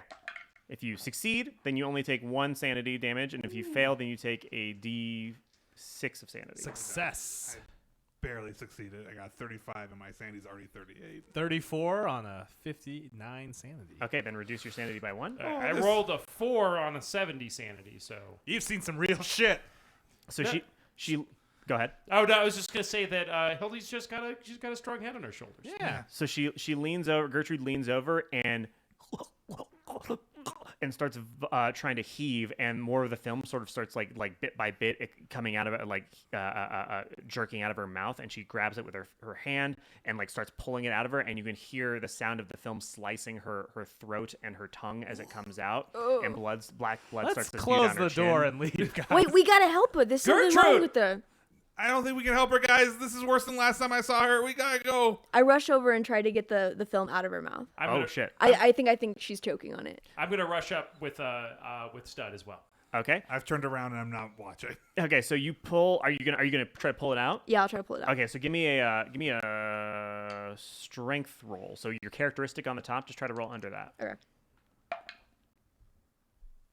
Got a 97 on a 50, unfortunately. Okay. So it doesn't budge, and more than that, she grabs you by the hand, and she says, "You know what's beautiful about film? The imperfections, the scratches, the hairs, the flecks of dust. As you edit, it begins to be all you see. You're initially given this film, and it's pristine and clean, and you think, this will be perfect. But the more you work on it, the more the imperfections begin to worm their way in. The horrible, pure randomness of it." And she turns to you, and her fucking eyes continue to like spool, and like blood continues to pour down. She goes, "Would you like to see the film? Would you like to see?" I want soccer. You want a soccer? Yeah, All right. because she's holding on, just doing weird, freaky stuff. Yeah, I'm just gonna remind you that combat can be really lethal in this game. But if you want a soccer, you can soccer. Oh, sorry. I thought that was a door, and it like legitimately scared me. I was like, ah! Let me back up then. Let me think about this. What if I just shot her in the head? Would you have a gun on you? Do you think your character would carry a gun? I don't think. No. I think you would carry like a gun with blanks. I carry like a cool Derringer with 2 shots. I don't think I'd use it here though. I've got a 2-shot Derringer as well. I already wrote that down. But I don't think I would use it yet. Stud, B, you need to back away right now. Something's not right with this woman. So she doesn't let go of your hand, and she goes, "No, you have to see. You have to see the film. It's going to be the greatest film of all time." Sally, We're going to wait for the premiere. You know, this isn't really the right environment to enjoy a full motion picture. You know, like it would be so, you know, I think we'd rather wait until the whole thing comes together. Why don't you go ahead and roll persuasion? Oh, I have fast talk? Fast talk. Yeah, do fast talk. That's great. Thank What God. is fast talk? I just use persuasion, but it's fast. Yeah, I don't know why there are different stats for some of these fucking things, but God fucking... well, can I choose to be? I feel like Stud would be persuaded by that. by what the girl is saying? No, but she's still Oh, holding yeah, on. she's I'm trying holding to me. persuade She's holding her. on to you. Yeah. I'll lose the hand. No. So I fail. Okay. So as you say that, she turns and looks at you, and her mouth, her jaw like unhinges and opens even wider, and you see this like bright light come from within, almost like the fucking film Oh, projector. Jesus. I close my eyes. I try to shield my eyes. Okay. Roll. First, you're gonna have to do a sanity check because that's an insane thing that you just did. So give me. Is this everybody? Well, him specifically because she was Okay. looking. And right into her specifically, face. I've turned away and I'm closing my eyes. Okay. Yeah, that's a fail. So I could roll a d6. Yeah. Roll a d6 of sanity. Oh, that's not too bad. 3. Okay, great. So- Just so good, you guys know, if I ever tell you to roll sanity and you roll a 5 or more, then shit's gonna get rowdy. 5 or less, you mean, or? No, when I say if I you see. fail it and then you roll a 5, you lose 5 sanity in one go. Shit gets weird. So so you close your eyes, but you're gonna be temporarily blinded for this next part, essentially. So Gertrude turns to you, Stud, and says, "Let's see. Would you like to see the dailies? I have the dailies to show you. They're Stud, so don't watch beautiful. the dailies. Don't watch beautiful. them. They'll I'm teach you going to- so much. They'll teach so you I'm so much going- about the randomness. So I'm gonna just run in and do a flying kick at her head. Okay. Go ahead and roll. Give me a fighting brawl roll. Because that makes sense to me. She definitely did some alien ass. She's shit doing here. weird shit. You can She's also like just holding. pull. Well, you know what? You I'm did taking. you. I'm taking Meryl my. Streep I'm did taking Meryl my. Streep. Meryl Streep is taking his time spent on the Harvard Taekwondo team, Next episode is going to be the adventure of 3 people. and that was a 17 roll. Okay. On a fighting of 30, so I do succeed on that. Okay. So what's the damage that you do? I do 1d3, All right. Give me a second. and that's 3 damage on my roll on 3. Okay. Let me see what monster you're fighting. Just a second. Sorry. Point being is I want to break the class for a second because I'm like freaked out. This is some freaky shit that's going on. So I feel like the move here is to free everybody and then light the place up. Like, we gotta get out of here. Like, too much weird stuff is going on. Okay. Sorry, this is gonna take a bit because the no combat worries. has some specific shit you have to do in specific orders. Oh no, we're in combat now. That's one thing I remember of the game is combat's not Okay, good. so the defender chooses to dodge, fight back, or perform a maneuver. Oh, you're making an opposed roll. It's not just an automatic pass or fail. So he's gonna roll his. She's gonna roll her fighting. So she's gonna try to dodge you. Let's see. She fails. Okay, cool. So yeah, you clock her with Sick like axe kick. a fucking sick axe kick that you've definitely done in your films before. Mr. Streep, that was incredible. Does Stud get broken out of this thrall briefly? Does she like stagger back? Let's roll for her strength to see if she lets go or not. No, she's still holding on. Mr. Streep, I know I'm still caught here, but that was incredible. Okay, so now we're going to be in proper combat. So everybody, give me your. Oh fuck it! Why did I do that? I literally just had my thumb on the goddamn thing and then I got rid of it. Books are the worst. Why isn't everything a PDF? Sorry. That's an idea I invented in 1939. There's so many goddamn beasts. I'm like, shoot her! Okay. So his dex is 65. So we're going to go from dexterity from highest to lowest. So everybody give me your dexterity. 55. 60. 50. Dex 50. And we'll say you just went. Actually, no, sorry. So Will, Freddie, and then Matt, you were 50 as well? 55. 55, and then 60. 60. Okay.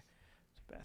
All right, so now we're into proper combat. So Gertrude is going to grab Stud by the neck and try to force his head. So basically the way that the moviolas work is there's an exposed strip of film that you crank with these two reels left and right, and in the middle where the film is exposed, like it's film is pretty sharp on the edges. This is like this razor sharp edge. So she's gonna grab you by the neck and try to force your head down into the exposed film strip, and it would like cut your eyes and stuff. So she's going to try to do a maneuver against you. So you're gonna roll opposed to her. So we're both gonna roll a D100. Okay. I shoot magic missile. Is this Stud or is this Stud. Meryl? This is Stud. Okay. She's So I did a flying kick. She shook it off, and now she's trying to kill. Yeah, trying to show Meryl how good the fucking movie is. Man, this broad just won't quit, and I gotta respect that. Oh my god, I did it again. Do I roll yet? Yeah, you're gonna roll. Okay, cool. So because she's trying to do something. Sorry, let me explain. You have whenever you're defending, you have a choice. You can either dodge to try to avoid the damage entirely. You can fight back to try to do damage back to her, or you can try to do a maneuver, which is like fighting back, except instead of doing damage, you do something special to them, like trying to restrain them or push them or any of those things. So which of those things would you like to do first? Kick the moviola over. Yeah, Right? that's a good idea. Wait, well, Isn't it attached to her it's face? it's like her face. There's like two separate movies. So there's she has creepy weird film reels on her face like sprocketed to her eyeballs, but then the moviola is a It's a separate machine. machine. Yeah. Okay. Yeah, I think I'm gonna try to push it over. Okay. So that'd be like a maneuver. So that's a maneuver. So she's gonna. What did you roll? Did you roll? Yeah, I rolled a 97. Okay, that's very bad. I know. That's almost a critical fail. It's not quite, but I think 98 through 100 is critical fail. So she rolled a success for her. Let's see. Did she roll a success? Okay, yeah. So she rolls a success. So she grabs you by the neck and just jams your head into the side of this moviola, and the film strips with your wide open eyes just cut across you like Jesus. fucking Unshin Andalu, the fucking the surreal movie. Oh no! And you get your eyes just get sliced the fuck open. So go ahead and take let's Wait, both of them? both of them. Is she blind now? Yeah. Man, good thing there are talkies now. Let's see. How much damage is that going to be? This happened fast. Yeah. What the fuck? Freddy. What? That's a totally reasonable thing to do. She's like just doing freaky It's true. stuff. Like you would be, especially as a kind of chauvinist asshole. You'd be like, shut up, babe. Karate kick. Karate kick. Flying karate kick. It would have been like way worse if you had like backhanded her, but much more true to like the time period. That's true. That's true. Okay. So luckily, that only does 3 damage to you. But the bigger thing is Unluckily, flying. your eyeballs are now basically gone. The goop is fucking running out of them. God. But the upside is because she's showing you the movie, you see like in your soul, not with your eyes, what was on the film strip. So On the plus side. You gotta look on the bright side, even when you can't look. So you see them shooting basically a romance scene between the 2 stars of the film at on the studio lot in Father's Own Studio. But the 2 lovers are embracing, and you hear J.J. Abrams yell, "Cut!" And he steps into frame, and he goes, "This is bullshit. I don't believe this. This isn't real." Casting director, hey. And you see a bespectacled guy holding a book in front of him. He goes, "Yes, I'm sorry, sir." And this is not enough. I want to feel the stars from without and from within. I want the stars to feel like they're coming from inside of me. So what I want you to do, you're going to take these you're going to go to the Griffith. You're going to find me some fucking stars at the Griffith. That's what I want. What I'm going to fucking go to, because this climax, you know what? Actually, maybe it's not the actors. Maybe it's the climax. Maybe it's both. I'm going to leave this stupid goddamn town, and we're going to get some truth. We're going to get some fucking truth where the oaks grow tall, and it's going to be fucking good. Okay, so tell me what you're gonna do. And the guy goes, "Yeah, we'll do casting directions at the casting auditions at the Griffith Observatory. I'm so sorry. And then because you're really on it, you get to see a second part. So you see another. The film keeps going, and the director is off camera, but you can hear him just like beating his head, and he goes, they kiss, that's it, the world's in danger, it's going to end, and they kiss. No, it's not real. It needs to be darker, it needs to be more honest, it needs to be more random. You got to go out with a bang. There's this place in Tennessee where the tall oaks can burn real good. That's what I want. That's what we're going to fucking do. Yes. And then the film ends. But in addition to that, because you're watching it, you can see what she's talking about. The film it's not just the image you're seeing. You can see, like she was talking about, the imperfections on the film, the little dust mites and the little bits of hair or whatever. They begin to the visual noise of them begins to drown out the actual image that you're seeing. It's like you're looking at the static and the dust and the detritus and all that is sort of crawling its way into what would have been your eyeballs and sort of taking up a fucking home in your soul. Like you feel the randomness and you feel the decay and the fact that this world is chaos, and however beautiful this film might have once been, it's nothing is going to survive the entropy of existence. So make a sanity roll. I like Dungeons and Dragons more. 1. 1. Okay. Ooh. Oh. Wait, what did you roll? You got an 01 with 100%? I didn't. Sorry, I rolled a D6. I'm Yeah, I was sorry. gonna say, no. I'm You sorry. roll your That's D100. for damage, and then sanity is. Yes, it's try to get under your current amount of sanity with this D100 roll. Okay.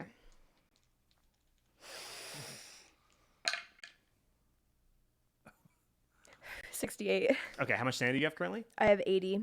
Okay, great. So you only lose 1 sanity. Okay. And your eyes.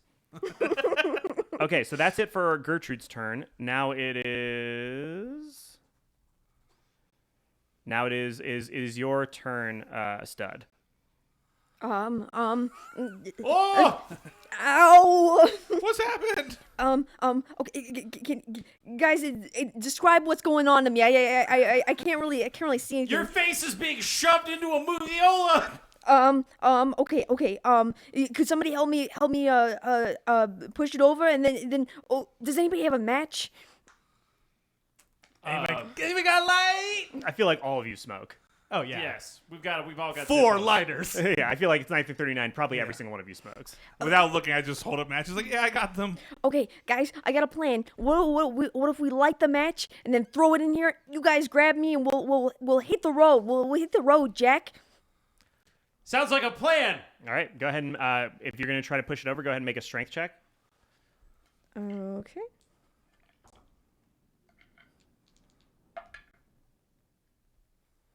I rolled exactly my strength. What does that mean? That means you succeeded. Okay.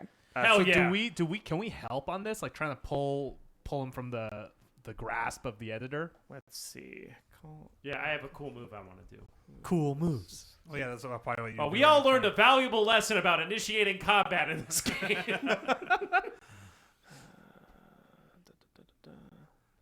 I will say though. God, I wish I had Discord up because then I could fucking ask these people. I have Discord up. Can you ask them? Yeah, is there a way to assist somebody's role in Call of Cthulhu? And she did pass it, so. Yeah, she But passed it. she'll pass it, which is good. But you like simply that's definitely something you'd want to try to do later. But it's next. But like, who's next? Oh, sure. Yeah. Me, I believe. Okay, so you successfully kick over the moviola, which is enough for Gertrude to go, no, the film! And she lets go of you, and she rushes over to try and pick it back up. So now it is Matt's turn. What's going on? We gotta go. Get out of here and torture. Okay, I just run down the hall. Okay, you just get away. Nobody's going for you. Wait, the match!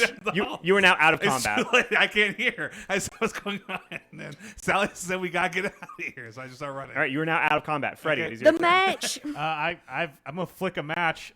Grab. Wait, hold on. Actually, do you have a cool move? Well, you go first. Well, hold on. What is your cool move? We can coordinate this. Oh, I was gonna do now that it was gonna be to. I don't want to spoil it. So. Okay. So can I just do the thing that I normally do, which would be to grab Stud and try and pull him out? Yeah, go for it. Yeah, I'm gonna grab Stud and pull him out of harm's way and sort of be a little bit of a guide dog. Did you throw your match?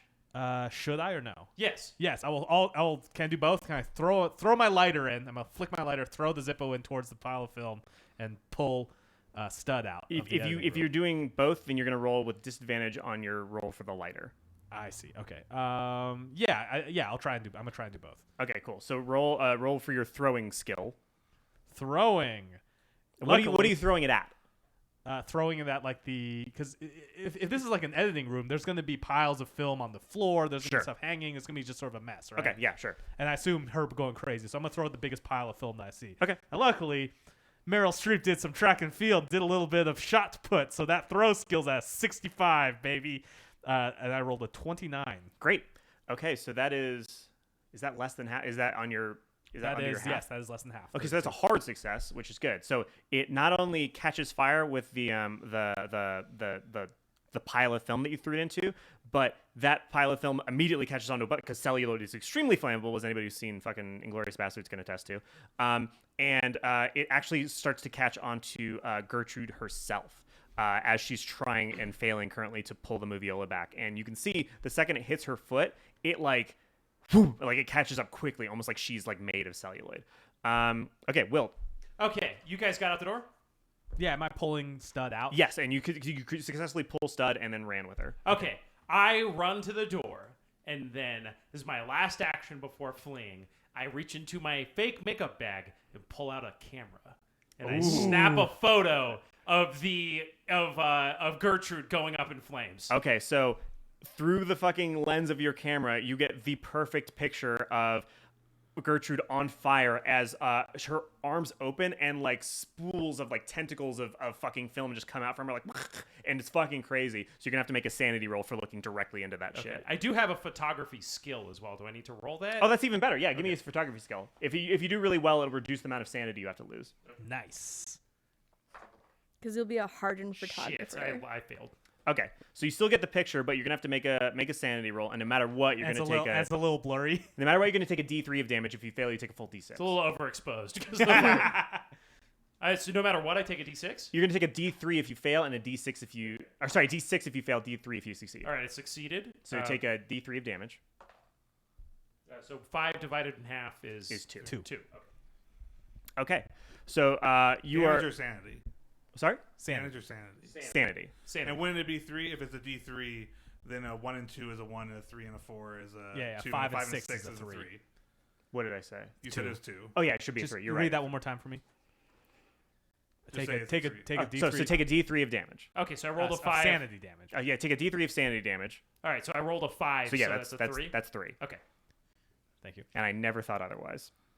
Okay, so you're successfully out of this combat. Blood is streaming. Successfully is Yeah. Quotes. So blood is streaming from poor Stud Stampler's face, and Oh Stud! God! I'm glad we're on. Oh my God! Guys- Stud, what happened? Guys, Whoa, give whoa, it, give hold it, on, give one it. more time, Sorry. one more time, Matt.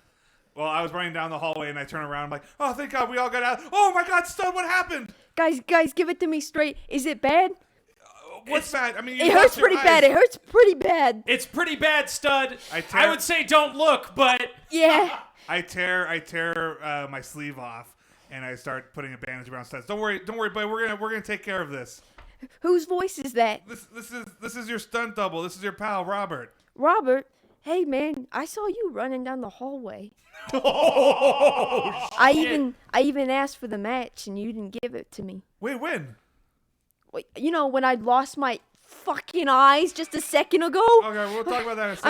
I'm sorry, that's mean. I'm just in a lot of pain. No, I I'm in a understand. lot we'll of talk pain, about that in guys. a second. As the Wilson family fucking code of arms. I wish I knew what was going on. I wasn't looking, and I asked what I should do. I wasn't looking either, and man. Sally I wasn't said looking. to run. Sally said, "Get out of here." I didn't know what was going on. In fact, I don't think I'll ever look again. Do I see the pal. flames? Do I see the flames in the background? Yeah. So as you guys are leaving, What- the what- room, you what said happened in you there? can feel the heat. The flames are coming up. This entire fucking building is going up bad. I assume you're outside by now. Yeah, we're outside. I was Probably, rolling first. probably the fire department has been called. The brigade is on the way. Alarms are going off. There's big plumes of black smoke coming up into the sky. Right? Meryl, stomp the gas. We gotta scram. I was gonna say I I rolled don't. first. I don't drive. Wait, who's driving now? Oh, no, I got it, guys. I rolled first aid to put a bandage around her eyes to hopefully stop it from. All right, I guess I'll Bleeding. drive. I'm a man. I'm a big studly man.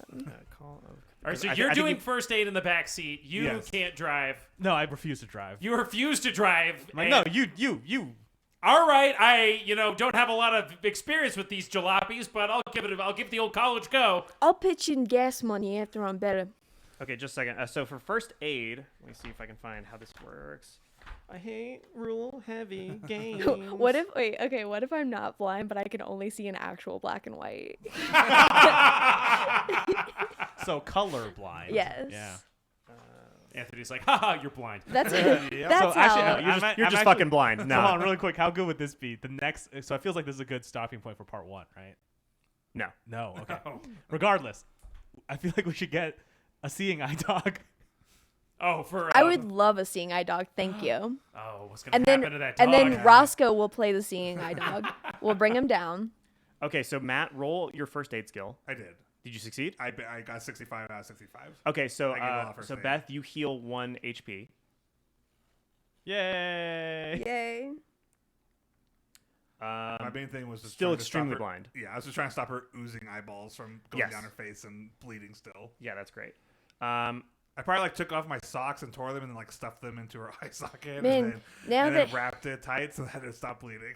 They say that the other senses kind of catch up with you, and I gotta say, I wish you would wash your feet more, but I appreciate the effort. Why was matter? Now here's the thing: will smell go up now as a result? Will Yes. hearing go up? Yes, if you want to, you can roll advantage dice on anything that's not sight related. That's good because I feel like I have a pretty substantial disadvantage when it comes to everything else. When it comes to anything visual, disadvantage. When it comes to anything, or rather, bonus and penalty dice to Though use you the- won't see, you will logic. probably take less insanity because Yeah, Yeah. actually, you're Yeah. probably All going to be that in a stuff. pretty good space to not lose your shit. Okay, so Stan, where? I'm really sorry. If I had known what was going on in there, I wouldn't have ran. I'm really sorry. It's okay. Not everybody has to be brave and macho. It's okay to be sensitive sometimes. Like, my eyes hurt really bad right now, but I'm trying to put on a brave face. You have a brave face on right now, for sure. Thanks, buddy. Stud, here, why don't you take a slug of this? And I hand him my hip flask. For your nerves. I'm holding my hand out in the middle of the air, like I can't. I put it in his hip flask. I put it in his hand. Is this the water? Don't look back while driving, Sally. It's giggle water, pal. It's a belt of bourbon. I take a swig and I'm like, All right, never mind. You're wasting it. All right, where are you going now? Fellas, I feel like we need to get A to hospital. We got to eat less society. We got to go to the hospital. It feels like we should go to the hospital. We should go to the hospital. All right, so you go to the hospital. We need to get this man checked over. what was like? This is dumb, but what was like health insurance like back? I have no idea. That's a good question. Hell. You're a man. You just walked in there and said, I'm a man. My eyes were hurt. And then wait. Are you white? I'm a white man. My eyes were I don't know anymore. Let's see. Health insurance was first offered in 1850. Sorry Oh, wow. to do a detour, Anthony. But No, it's fine. Imagine you would go to a hospital if her eyes were destroyed. No, that's fine. It's good because it's basically what I'm doing is the number of locations you go to is determining what stage the final level of this particular episode gosh. is. During so you're wasting time by doing other stuff. During pre-World War II, individual hospitals offering their own insurance programs. The first of which was Blue Cross. Groups of hospitals, was also physician groups. So this is hospitals had insurance. In the 40s, they added like private. Don't worry, we got production insurance and That's true. Just for this time, don't worry. I'll say you work for us, even though you don't stud. Oh, Okay, so you go to the hospital, and the doctor. The first thing the doctor wants to know is how did this happen? Well, Workplace accident. We were on yeah. set. Okay. Do you want to maybe charm him into looking the other way with your powers of acting, Meryl Streep? That's true, but we do need him to look this way to help fix the problem. You know, And we all just pull out cigarettes and we go, boys being boys. That's very good. If you try to charm him with that, that's with advantage. That's what we do. Yeah. Hey Doc, you want a cig? Oh yeah. the doctor comes in smoking. These calm my nerves perfectly. These are great. Yeah. They lower stress, blood pressure. I always do one before surgery. That was a real thing in a fucking commercial I back know. then. Well, I'm a construction worker, and that's how it happened. I was constructing things, and my eyes got deconstructed. All right. Why don't you somebody roll something to try to convince me of this? Ray, why don't you roll? I'm up. So here's what it is. When the doctor comes in, I've already got my I don't have my lighter anymore, so I'm gonna borrow someone's lighter. Okay, yeah. So I'll borrow Sally. I'll borrow Sally's lighter and I'll flick it on and I'll light the doctor's cigarette and be like, "Hey, pretty crazy out there. You know how it is. Workplace accidents. Hi, my name is Meryl Streep, star of Stage and Screen." Doesn't ring a bell. Really? He's a doctor, man. He doesn't have time for He's a it. doctor. He's a boy like us. He knows how boys were just being Well, boys. you know how. Well, as a fellow man, I'm sure you've seen this kind of stuff happen all the time. People coming in completely blinded across both eyes. Not as much as you might think. Well, you know this guy. Excuse me, good sir, but does it say somewhere in the Hippocratic Oath under do no harm, fucking ask a bunch of bullshit questions before I help someone, and I slap him across the face? Roll brawl. Fighting brawl. It'll be under F. Okay. Man, Sally, you're the best. You really stood up for me, just like Mr. Streep. I failed pretty bad. So you try to slap him, and he just catches your wrist, and he goes, "This is not my first time talking to a hysterical woman." He goes, "I have to ask these questions so I can provide the best kind of care and alert the police if necessary. It looks like you might have been in some sort of fight. There's bruising all around your eyes." Well, yeah, another hysterical Sir, woman. You know what I'm talking about? Sir, Those nails. They're like cat nails. They're like Close. cake nails? Cat. Oh, cat Cat. nails. He's got a New York accent. Oh, yeah. You know, cat. Like the little, the pussy cat. Sir, we work for Father's Own film company. I believe we sent He's a lot. now of heard 7 different accounts. These people are all hysterical. We've had a lot of people come here because, as you know, our sets are not the safest. This is a construction worker. He fell off the top of it and hit his eyes on the way down. It's a horrible. He hit his eyes on the way down. Yeah, it was a very tall set. It was a multitude of things, like death from 1,000 cuts, except blindness, eye death. All right, go ahead. From 1,000 Somebody cuts. roll something so I can have this Feels guy like react. Matt. You got do you have a good persuade? No, I have a horrible persuade, but I'm the one that was talking. I also have a horrible persuade. What is K-O? How do you have really Oh wait, high... I've got. Hey. High oh. charm. To use charm? What do you not use the charm for? Well, I tried to use charm. Oh, it's a 9. Oh, that was wait. Yeah, I failed. Okay. All right, let me try. No, I don't need to persuade you. I got the money. I have the money, and you work for me, and I'm gonna pay you because it's your job, sir. So I don't know why I'm persuading you to do your gosh darn job. So here's the money. He pulls out his hand and he says, "This money is for the hospital. This money is for me to not say what I know has happened, which is All right. been Which fighting." hand is he holding out? Mill Describe Street, it to me. give him some money. What? Me? I expect to be fully reimbursed for this, sir. Okay, so if you're gonna bribe him, you have to reduce your credit rating by like 5 Okay. or 10. I will bribe him, and I roll a 21, which is a critical success on my credit rating scroll. Oh, really? Okay, well, in Well, that not case, critical you don't. success, just a regular success. It's a regular success then. Oh, Why'd no, you- so why would you say critical then? Sorry, what is it? It's There's hard success and there's extreme success. Hard success. So it's There's a a hard hard success. success. And then Okay, so you there's only have to lose horny 5 of your success. credit rating for paying him off essentially. You said it was gonna be all right. Cool. Because I thought it was extreme. Okay, cool. Okay, so you pay him off, and it seems like you've probably bought his silence. And he goes like, "Yeah, you're sorry, but you're blind for good, as far as I can He tell." bribed you for that? Yeah, we know that. I've disinfected it. I looked at it from several angles, and I didn't lobotomize you. Doc, so that's the best you can hope for. Doc, you got any Pain medication? you got any glass eyes lying around? Perhaps we could give our good friend here the appearance of normalcy. Oh, I definitely have both painkillers and glass eyes, and it gives you both. Oh man, this Wait, can I hand him back the glass eyes? Can you put these in for us? Oh yeah, sure. He does. It feels very bad. Those injuries are pretty raw. So you basically have 2 glass eyes Oh, that are God. now blood is running down the glass eyes they're in your head. They don't look. I mean, they look like you have bad This weird seems eyes. like a bad doctor. guys, how do I look? He was willing to take a bribe to not tell me about this. It's This the guy's best a in very San bad Dimas. doctor. Yeah, it's San Dimas. It's the best Forget San it, Jake. It's San Dimas. Yeah. I pull out my movie star shades and I how put do them I over look? you. You look great. You look like a star. Maybe I won't be able to see myself on the big screen someday, but other people Oh still no! will. All your dreams. Oh no! Hey, stud, you know you can sit this out if you want. No way, man. I'm in it for good.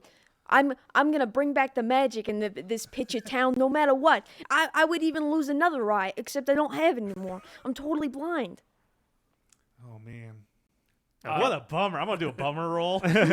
I'm going to sneak out to make another phone call. Okay, go ahead. There's got to be a sneak, right? I mean, I can just leave. can't I? Stealth. Well, I mean, are you sneaking or are you okay with Excuse your me, last I have to go to the little girl's room to deal with No, I feminine don't want to hear things. this. feminine things, the doctor says. Okay, while they're You know they all, pee out of their vaginas. Guys, even in 2019, it is true. I while they're all not listening to me, I sneak out and go to a telephone. Yeah. What was the name of your newspaper again? Just give me the operator. Defender. Okay. Operator. Operator, give me the Defender and put 2 fingers of bourbon in it and step on it. I'll put some stank on it. And she, slightly quicker than usual, you're connected with the Defender, and you hear your editor go, "What is it?" Julian, holy crackers! Is this story blown up hotter than a tap dancer on Broadway who's just had 2 fingers of bourbon? You love that 2 fingers of bourbon idiom. Yes, I do, and it would take an idiot to not realize that this is going to be a sensational story. Now, of a delusional man, he wants to reshoot the entire finale of their most expensive picture. Oh, that's the. I mean, these Hollywood types can be a little bit unusual, but that sounds like your typical megalomaniacal bullshit. Now, see here. We also went to. No, go ahead. We also went to the editor's office, and the editor's completely lost her mind. She had some sort of horrific contraption on her face. Local stuntman Stud Springwell, what's his name? Stud Stampler. He went blind from getting his face sliced. It's been gore, it's been action, it's been viscera. Now, let me tell you something. I want my name front and center on the byline, and I want a picture on the lead of the paper. Above the fold. I'm telling you this, or I'm going to take it to the Bugler. The Bugler, not those pieces of shit at the Bugler. You had me with the violence. I do like a good story of violence. Wait, what did you say? You said the editing bay? The editing bay. It's That's all what- up in flames. that's where the fire is. That's the fire. We can have the first scoop on what really went down on that fire. Let all the other papers in town look like a bunch of blokey Maronis. Stop the presses! Stop the presses! You hear him yell. I want a report on that by tonight. A guy in the back goes, "Okay, Yeah. literally stopping That's it." fine. That's a physical thing we do now. Okay. So he goes, if you can get me a report on the fire at the editing bay and get me some more juicy shit, you'll get today's front page. And if this story's as big as you say, maybe for the rest of the week, as long as you get me keep me fed. Hot diggity dog. All right, I'm gonna get back to it. And I slam the phone. Great. Hey guys, I also need to use the little girls. I need to use the phone. I'm sorry, I don't know why I lied. Go ahead. Do you need help dialing? Well, it's No. the operator. Do you need help picking up the phone? I need help just finding the phone at all. I'll bring you there. Oh, Stud. thank you. Operator. Hi, yes, Stampler residence, I would like to speak to Willie. All right. So you get connected and you hear the voice of your young, what would you refer to him? Do you think of him as your son, or is he just your nephew? He's my nephew that I've adopted. So yeah, I think he would think son. Okay. So you hear Willie's voice go, "What?" Hey, hey Willie. So I'm gonna be home a little later. I mean, Cool. Hangs up. man, hope he's not killing cats again. Does he do that, Stud? I mean, he's just a man's man, I think is what you would call him. Oh, do you own cats? Did. Not anymore. I did, yeah. You're not buying more cats, are you? No. Okay, good. I mean, I wouldn't be able to find them anymore. Anyways, guys, I got to tell you something. I saw this thing. I mean, obviously this was back when I could see, so it's kind of a story in the past. But I saw this thing when I got my eyes chopped up. It was the film roll from J.J. Double J's Abrams film. He was talking all crazy after this sort of love scene where these two people came and cuddled and they kissed, and he wanted something darker, something about fire. Like with the finale, he mentioned Tennessee. Tennessee is where the big oaks are. Tennessee. Tennessee. Yeah, I mean, all I Wait, know about. How did you see this again? I mean, it's hard to describe, especially because I don't really have a visual reference anymore. But it's like my soul. It's like my soul saw it. My God, this story keeps getting stranger and stranger. Story? Also, I think I've got a lead on the San Dimas cat strangler. Jotting this all furiously in my notebook. Oh God. I'm gonna call off the record on that. All right. So what would you all like to do next? I guess we should probably see if there's a train. He must have taken. We're the train gonna to probably Tennessee. see. What did you see? Oh, Say? sorry. I say we should probably figure out where in Tennessee he went, and maybe we could figure that out by asking, at the train station. we could also. Did he mention some? Wait, They said they were doing auditions at the observatory, so I'm keen on getting over there. there's the Griffith Observatory. It feels to me as we should take up our. Observatory? That doesn't sound good for me, huh? What am I supposed to observe? Well, there's plenty of scientific, educational, sort of lectures and stuff that I think you could still appreciate. And also, this is maybe where we can find out a little bit more about what this director was up to, because he said something about well, I didn't hear it. I guess I can't say the stars thing. You can say that.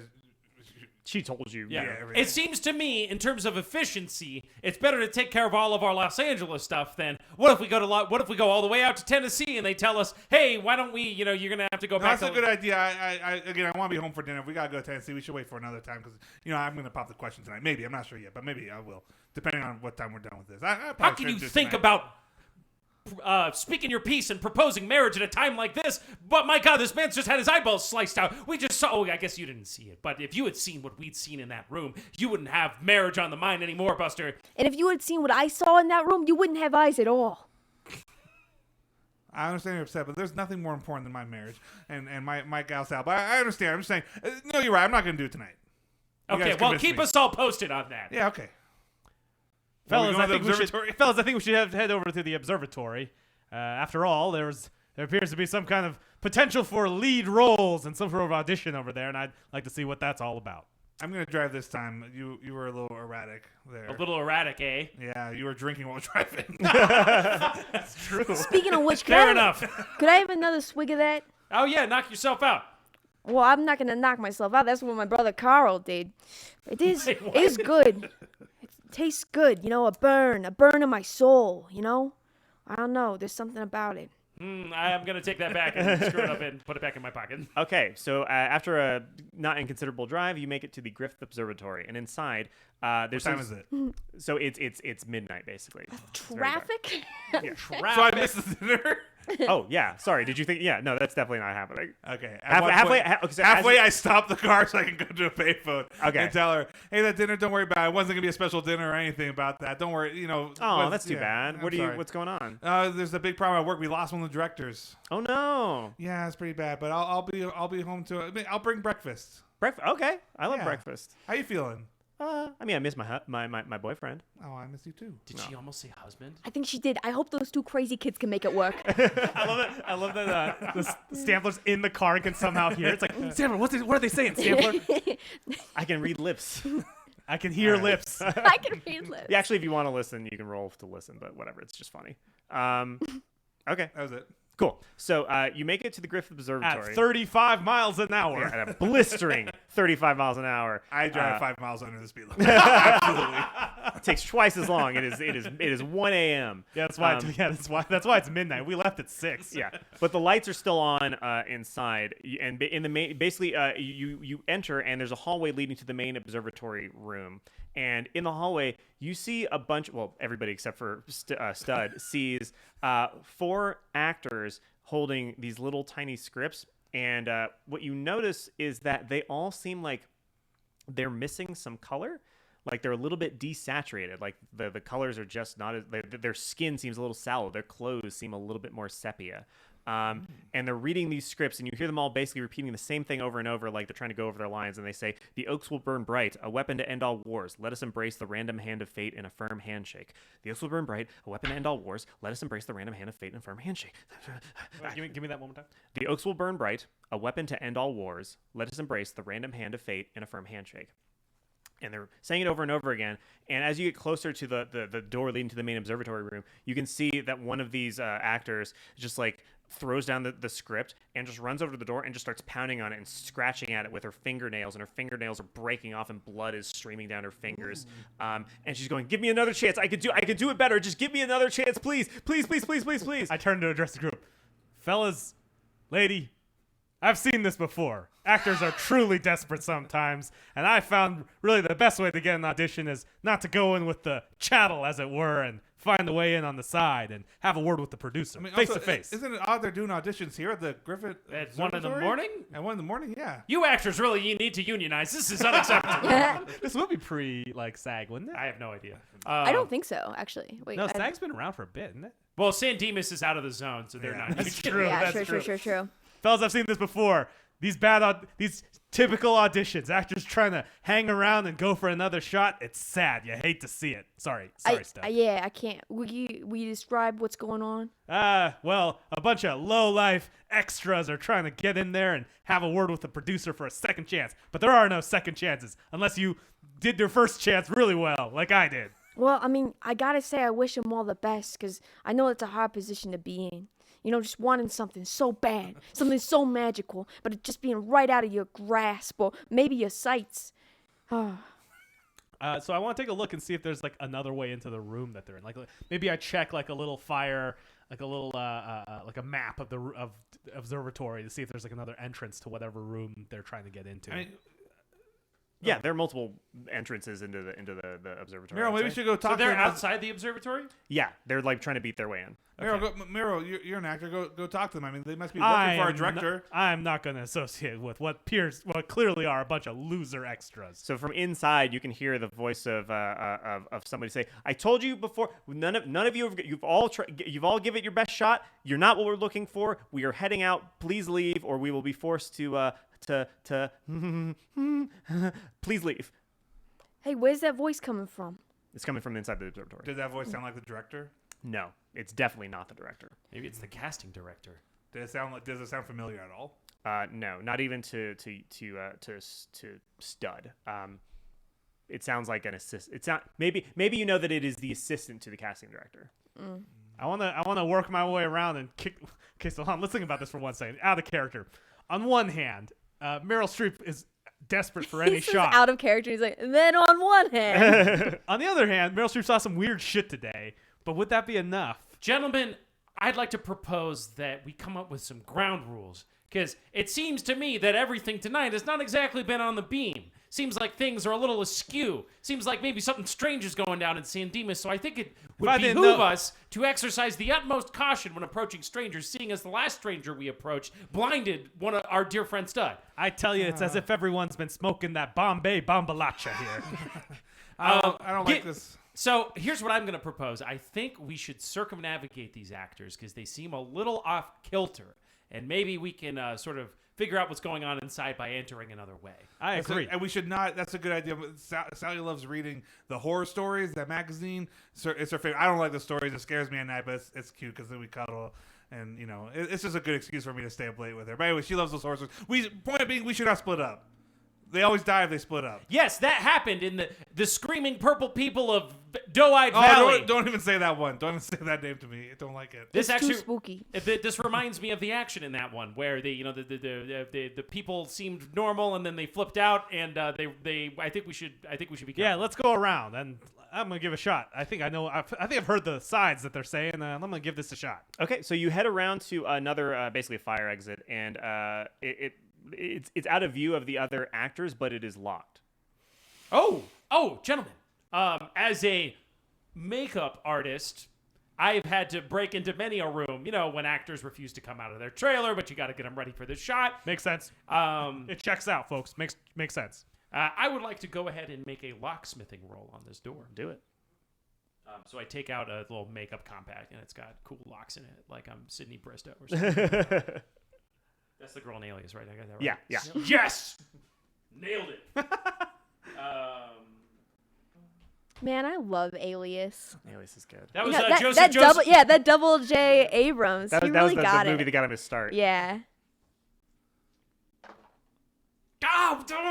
No, I failed. Okay. I'll so, try. I'm not as good. No, as it's too lots- late. Oh, okay. So you try to unlock the door, but you and maybe you would have succeeded, but you make a pretty loud a deal of it. And just as you're about to try to open it, the door itself wrenches open from inside, and you see. I did it. Oh, good job. I feel like one or two of you probably recognize that. Yeah, this is the casting director's assistant. And she goes, as she's opening the door, she says, "For the last time, we're not," and then sees you, Meryl, and goes like, "Oh, that's depressing." Excuse me. Step aside. I've heard. I'm gonna give this a shot here. My agent sent me along here, and they said you folks were recasting. So You're wasting your time. The casting director already left. They're gonna go film the last scene. He's on the. He's already heading to the the station. midnight train going anywhere.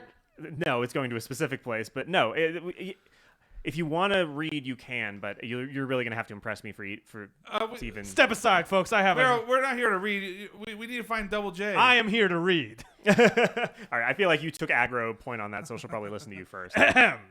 Okay, so if you want to read, The Oaks will. that's good. So she says, so you're gonna read along with some film we've got.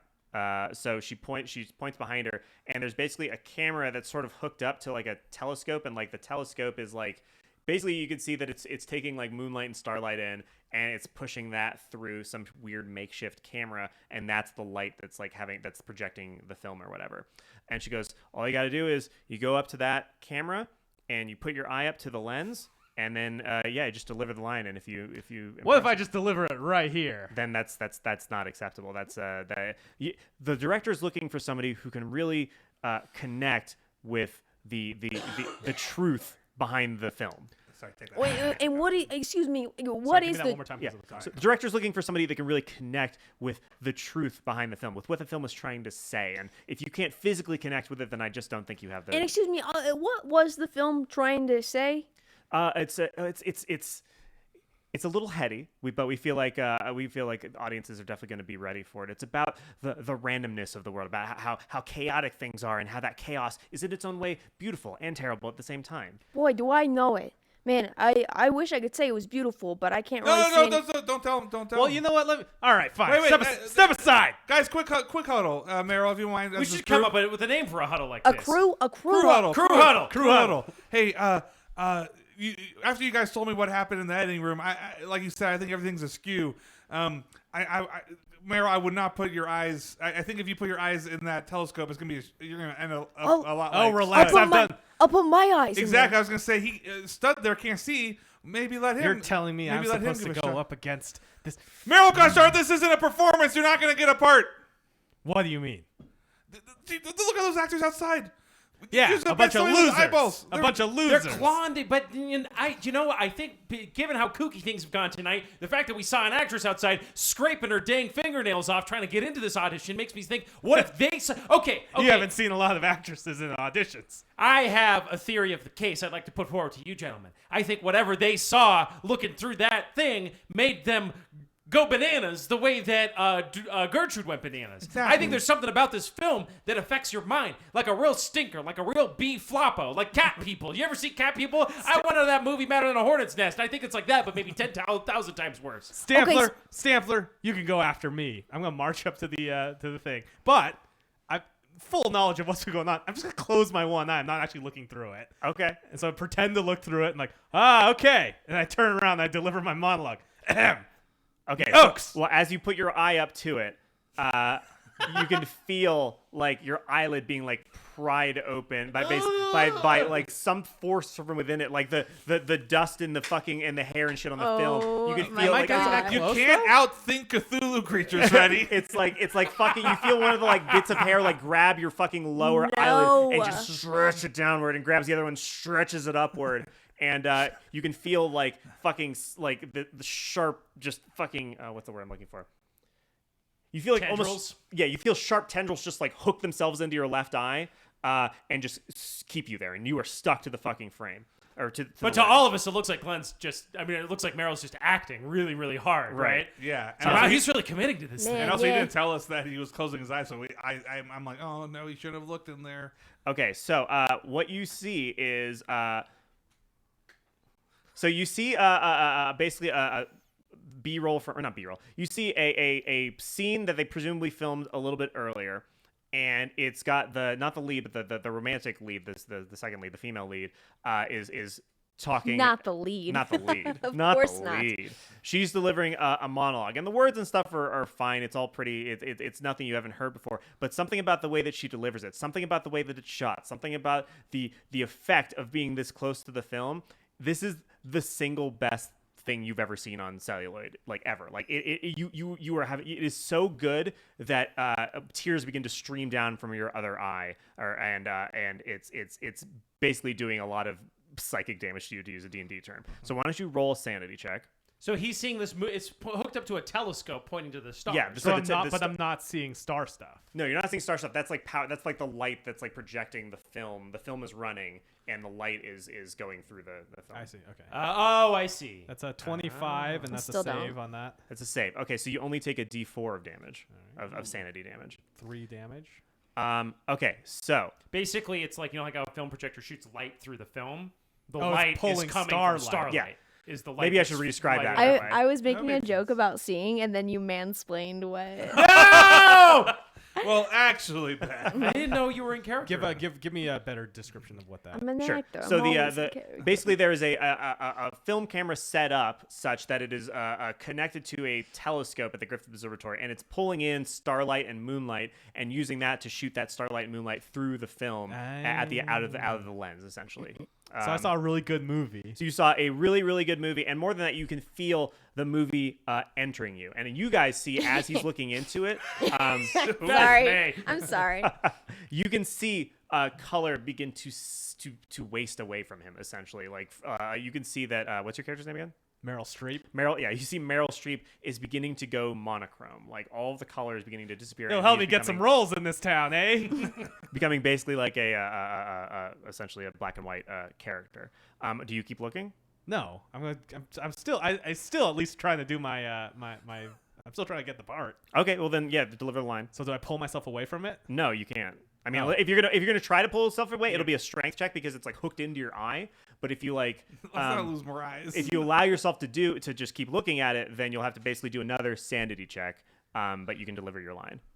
Oh, okay. Do you want this roll or do you want this roll? I want this roll. Okay, then give me another sanity check with disadvantage. Ooh, that's a 73. So I've already not done it. So does that count or do another? No, it's already bad then. So you're gonna take a D8 of 5, 6, 7, 8, you're gonna take 2D4 of sanity. 4. So that's 5. You take 5 Yay! Okay, so now we get to do some fucked up shit. Oh, Okay, man. because you took 5 sanity damage in one go, that means you're gonna get temporarily insane. Worth. Worth nothing. Okay, I will say this real quick out of character. Oh, actually, no, sorry. First, you do an intelligence roll, and you want to fail this roll. Intelligence roll. Oh, because you want to not understand what Yes, you're saying. exactly. What is intelligence? So ironically, you want to succeed on this roll So I want to get a by bad rolling a high number. But yeah, I'm just exactly, kidding, It's yeah. double counterintuitive. it's a stat. Intelligence. Hold on. I have 45 intelligence and I rolled a 46. Wait, you can spend luck though, can't you? No. No, I that's want what he that. wanted. Oh, that's what he wanted. That's what he One wanted. You over. barely succeeded. I'm like, did Okay. I see something about this when I was in school? So basically, remember. the chaos and entropy of human existence, of the universe, and all of its randomness tries to seep its way into your brain, but you're too fucking egocentric and stupid to see anything other I'm than too yourself. focused on the role. You I'm see focused yourself on the at the role. center of the fucking universe, so it has basically very little effect on you other than really fucking up your sanity. So go ahead and deliver the line if you want. The Oaks. He still takes 5 sanity. Yeah, you still take 5 sanity took it, damage. all right, yeah. Okay. The Oaks will burn bright. A weapon to end all wars. And for some reason I say Metal Gear. That's an ad-lib. That's an actor. Wow, man, he's really off the cuff. Let us embrace the random hand of fate in a firm handshake. Okay. So you feel the lens let go of you, and when you And Cthulhu from the depths goes like, that sucked. yeah you Okay, we'll let you know. yeah the casting director looks at you and goes like, that was Wait, should he roll for acting for how good the I mean, acting was? do you have is that in here? There's got to be Art and performance. craft. I think Acting. he made a character decision to Art and craft, acting. I Okay, have a yeah, go roll. ahead and make a roll for that. I make a great success on that. Do you 23. really? Yeah. So you hear Oh my gosh. and you turn around and the casting assistant is going, a lot of people come in here, they say the words on the page, but you felt them. I told you this was about randomness, and you randomly gave different emphasis to every single fucking word. And you pulled in some nonsense about Metal Gear. I don't even know what that means, and I like it. That means it's a smart film. That It means was a it's solid performance. I was hideously impressed. Oh, God. So you know what? I think you've got the role. Why? Of course I got the role. Yeah, well, what'd you expect? Well, frankly, not that. So you are basically, so everybody else, as they look at you, they can see that you are monochrome, which means that you get an additional 5 points in your Cthulhu Mythos skill, which means that your maximum sanity also lowers by 5. Okay, so do I drop the max sanity number or do I take 5 now? Let's see. And then Cthulhu Mythos. So I should add 5 to that. Yes, you add 5 to that. I tell you what, Mrs. Streep, I didn't see it. I didn't You see lose the another 5 performance. sanity. Okay. But man, if you were a radio actor, I would be I guess really impressed. Why? Why? Thank you. Why? Thank you. Okay, Of so course. I don't think so because by taking Cthulhu Mythos, my max sanity just dropped down. oh great, then never mind. I think so. Okay, so the casting assistant says, so what I need you to do is hurry to the train station. So I've got these, and she pulls out some tickets for coach for the train to Tennessee. So basically, that's where we're shooting the climax. That's where we need you. If we need you to get there by tonight, you'll be heading out and as soon as possible. Ooh, look at this, boys and girl. Quick question. What was your name again? Robert. Nice to meet you. I put my hand out. Slip me 5, Jack. Yeah. She goes, Carrie Fisher, pleased to meet you. Just a quick question. How come you haven't informed the production company about all this? Oh, the director, you know Mr. Abrams. He likes to be very, very cinema verite, very sort of by the seat of his pants, and we just don't want a lot of bureaucracy involved in this. So if you could maybe be fucking cool about it. Hey, Miss Fisher, I was wondering if you guys need an understudy. See, I come from the stage, and while I haven't been an actor per se, I've been a lot of understudies, and I'm really great at it. I can memorize lines. I can move real fast on the stage, and then I can even bow sometimes. That's right. Stampler here's my understudy. This is my makeup girl, and this is the production, my PA, my production lackey. I'm a line producer. I'm gonna need tickets for all of us. Okay. And she produces tickets for all of you. You boys catch up. I'll be right there with you. More feminine needs. Yeah, I just there's yes, exactly. The casting assistant looks at you and goes, "I know, feminine needs, right? We have to deal with those. We're both women." After they leave, I turn to the casting director. All right, lady, listen up. Can I roll to overhear this? Yeah, you roll listen and you roll with advantage. Okay. So you roll twice, take the better one. Just give eagle ears now. I love it. I have a high listen because good acting is good listening. I tried. God almighty. I pass. Great. Okay, so whatever this is, you hear it. Okay. Okay, lady, listen up. My name ain't Sally Stipe, makeup girl. It's Russin, Hildy Russin. I work for the San Diego, I work for the San Dimas Defender. And I'm chasing down the story of the century. And I'm wondering if I could get any quotes from you, either on background or in person, about this project. Oh, and she goes, "Ooh, that won't do. Mr. Abrams insists on complete confidentiality until the film hits the streets. So I'm afraid not." And she begins to wipe her head, the back of her forehead, or her forehead with the back of her hand. And as she does, you can see that like the color that you saw on her skin is in fact makeup, and it's coming off as she rubs the back of her head, and she is fully monochrome as she begins to sort of wipe it the makeup Jumpin' away. Jehoshaphat, do you know you're black and white? And she goes, "Oh, yes. How surprising I am." And she she wraps her hands around your throat, and she says, "I'm afraid you're going to have to, this interview is going to have to be over." And she starts to strangle you. Guys, cut to us just hanging around in the back of this car, right? Like, women in the bathroom, am I right? wait, what is your real name? Hildy Russet. Hildy Russin. Yeah. Guys, Hildy needs our help. Who's Hildy? Well, it's actually kind of a long story, and I feel kind of betrayed by it, to be honest. But it's Sally. Sally needs our help. Can I try to find where? So are you going to go rescue Sally? So Sally, roll a D100 for strength. See if you can get out of her grip. Oh wait, I can do my cool thing.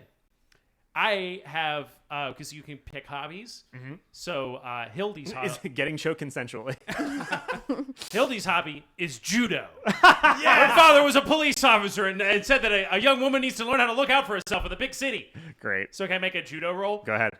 It'll be brawl essentially. Well, I have judo. Oh, you have judo skill. specific. Yes. Then do that. Yeah.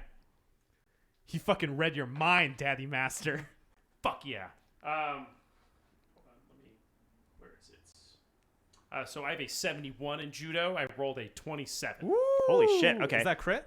No, it's a strong success. It's a hard success. Sub to 35 is my hard success. Great. So you hard success. So you just fucking describe what you do. I go hi and I flip the casting lady over on her back, and I give her a judo chop to the neck. Great. Sally, are you okay? I'm mostly trying to break out of the grip. Okay. So yes, you break grip. She grabs the sides of her cheek, or she puts both hands in her mouth and grabs the sides of her mouth and just starts pulling as hard as she can. She does the Joker. She does. Yeah, she did. Yeah, and it's great, and for some reason critics love it. So she starts pulling, and her skin begins to tear around her mouth, and more of that black blood that you saw coming out of the editor comes out, and she screams like, "Actors! Bring me this man, and all of you get a starring role." Hey, I'm a lady, mister. Sorry, actors, bring me this woman, and all of you get a starring role. And you hear the fucking bassy vibrations of her voice. And the actors who are on the other entrance kick the fucking door in, and 4 of them see you, and they look down at her, and they look up at you, and they just start sprinting at you. What do you do? Okay, do I have enough time to snap a quick photo before I sprint? If you do, can I make a photography roll to see if I can do it quick enough? Make a photography roll. The photography roll will be to. Okay, here's what will happen. They'll make a speed roll, and if you take a picture, they will get an advantage on their speed roll to catch you. The photography roll is just for the quality of the picture. Do it when you get in the car. Get in the car. And but I got the great shot of her in front of the thing. This is where the picture is. All right, I'm dedicated to the story. I'm gonna go for it. All right, go for it. Hell yeah.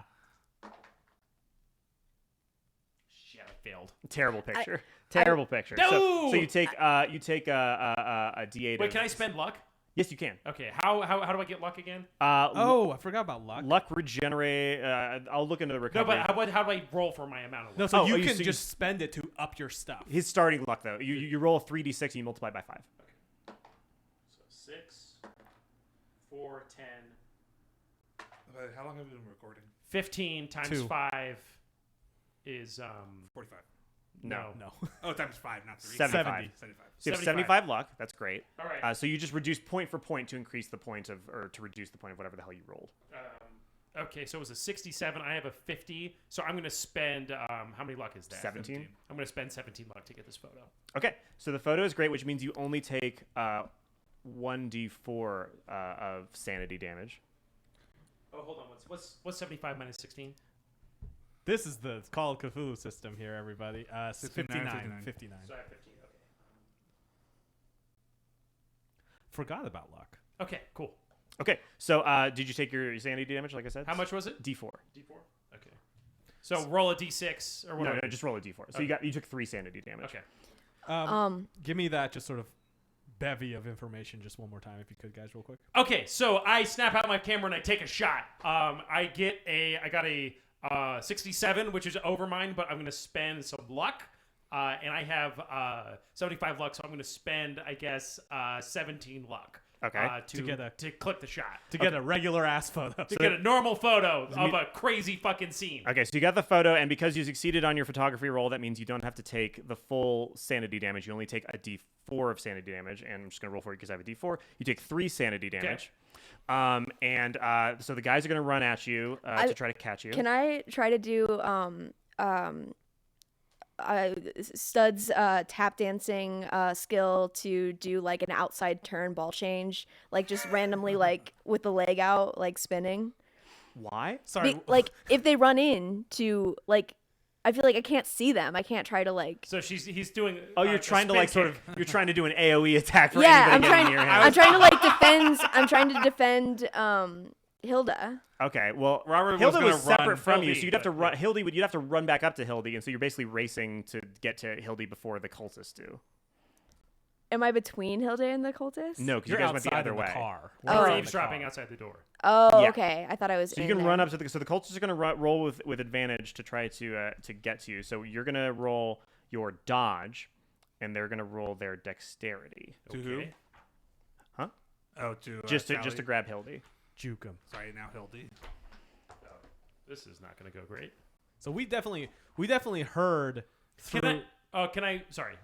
You cannot spend luck on this. No, I know, but can I instead of dodging, I have a pistol. Can I fire a warning shot off to try to scare them off? Sure. Okay, now I don't want to hit them. I'm just firing it into the air. To let Okay. them know I mean business. That means you get, I guess, roll intimidation with advantage. Fuck, my intimidation's even worse than my dodge. I'm just gonna try to dodge. Okay. Oh, 5. 5. Oh, you got an extreme success, you lucky piece of shit. Well, oh, I did, yeah. They got a hard success, and I was so ready for you to get fucked. But no, you barely managed to start running. So they're still chasing you. So we have basically chase mechanics that we can go if this keeps happening. But they are now in hot pursuit of you, but they don't get to you in time. Some to football try- jukes. You So just deked to them. clarify, we're not in the car. You're currently outside. You left via the fire exit that you tried to unlock, and then they opened for you. And now you can see 4 like sepia people chasing after Hildy. So I would say this probably we probably got to the car and then we were walking back because of what Stampler said, what Stud said. So I feel like we would see them bust out the door now as we're walking in. Right? Okay, sure, yeah. So just real quick, just to give me the audio for that. So based on what Stud said, I feel like we're walking out of the car and going back to see what happened because she's taking too long. And as we do that, I feel like we see, and then just give me as you guys do that. As you do that, you see 4 sepia-toned people chasing after Sally/Hildy, who is presumably sprinting towards you in a panic. Cheese it, boys! We got a motor! I turn on the car engine. Is Stud? Are you outside? I'm outside, but I'm gonna hold the door open, like hearing the like gate that that Sally has compared to the Oh shit! That's great. Yeah, and then as soon as I hear Sally or Hilda get into the car, I'm gonna slam the door. Okay. The door. Are you at the gate to the observatory?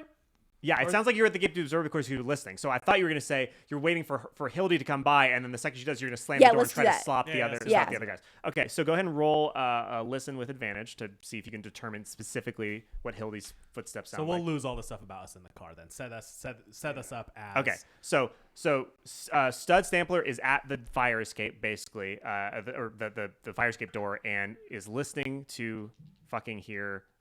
Sorry, God, I hate this game. So Stud is at the door, and you're gonna listen for Hildy's footsteps. But I don't hear them. I don't hear them out of the car. Oh wait, I've got advantage. And Yeah, luck. you roll again. Yeah, I still don't hear Well, you them. can pull luck. How Can you pull close luck? were you? The first time I got a 64. So let's see. My listen is at 31. Oh, that's a lot. You'd have Yeah. to spend a lot of luck. Yeah. Yeah. I don't even know how much, like, sorry, just out of character. Like, I don't even know how much luck I have. Oh, you need to roll. You need to for roll it. for it. You start rolling. You roll 3d6 and multiply by 5. Okay. So really quick, hold on, pause for 1 second. Just because we're all over the place on Sure. this, set us up as set her up as just outside the door, and Okay. then and then I'll chime in and say we're off to the side, like Sure. smoking. So then, Stud, you are set up outside the door, listening in. Yes. And I guess, sorry, what was your name again, Matt? Robert. So I think Rob and I are just smoking ciggies and just having just hanging out outside and smoking. Okay, so you're by the fire escape too, or you're by the car? Probably closer to the car. Okay.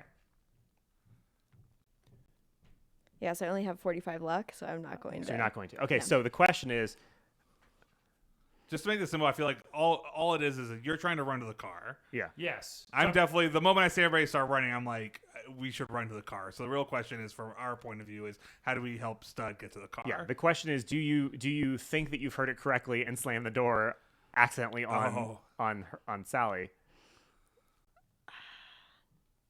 I feel like he wouldn't. No, yeah, I feel like you would be able to tell somebody walking by, Something's so you coming. wouldn't. So You just definitely heard me yell. yes, too. he's heard you yell. So Or basically, like you could just say, shut the door. yeah. So you're not going to be. I could do that. Yeah, I could just shut the door as they run past. Actually, yeah, that makes sense. Okay. Okay, cool. So they're gonna roll. God, there's rules for like chases and shit too. And I just kind of don't want to because it's a lot. But if she shuts the door, then we should have time just to get to the car. Yeah, I know. That's the thing, though, is that specifically it's all these kind of like kicks a little bit too. Thanks. I'm going to follow you. It's very slow, but wherever it is, it's. All right, never mind. Sorry. Wasn't the solution to that just ping pong between two places on the other sides of the globe? No, it was. Oh, you mean like Don't hypothetically? they drown it or something? What do they do with it? No, they like. There's no solution. They have sex with somebody. And then it goes. But then once it kills the person you had sex with, it goes to have sex with you, right? Yeah, And then it goes to but- kill you. but No, they it goes to like have sex with you. they. And then another thing comes and kills that thing. It follows. No, like they just like decided to like keep having sex with people. Okay, so it's like the ring where they Yeah. kind of just keep going. Okay, so give me a dexterity roll, Sally. Oh, sorry. Hildy now. Hildy. Sorry. I guess we don't know you're Hildy, yeah.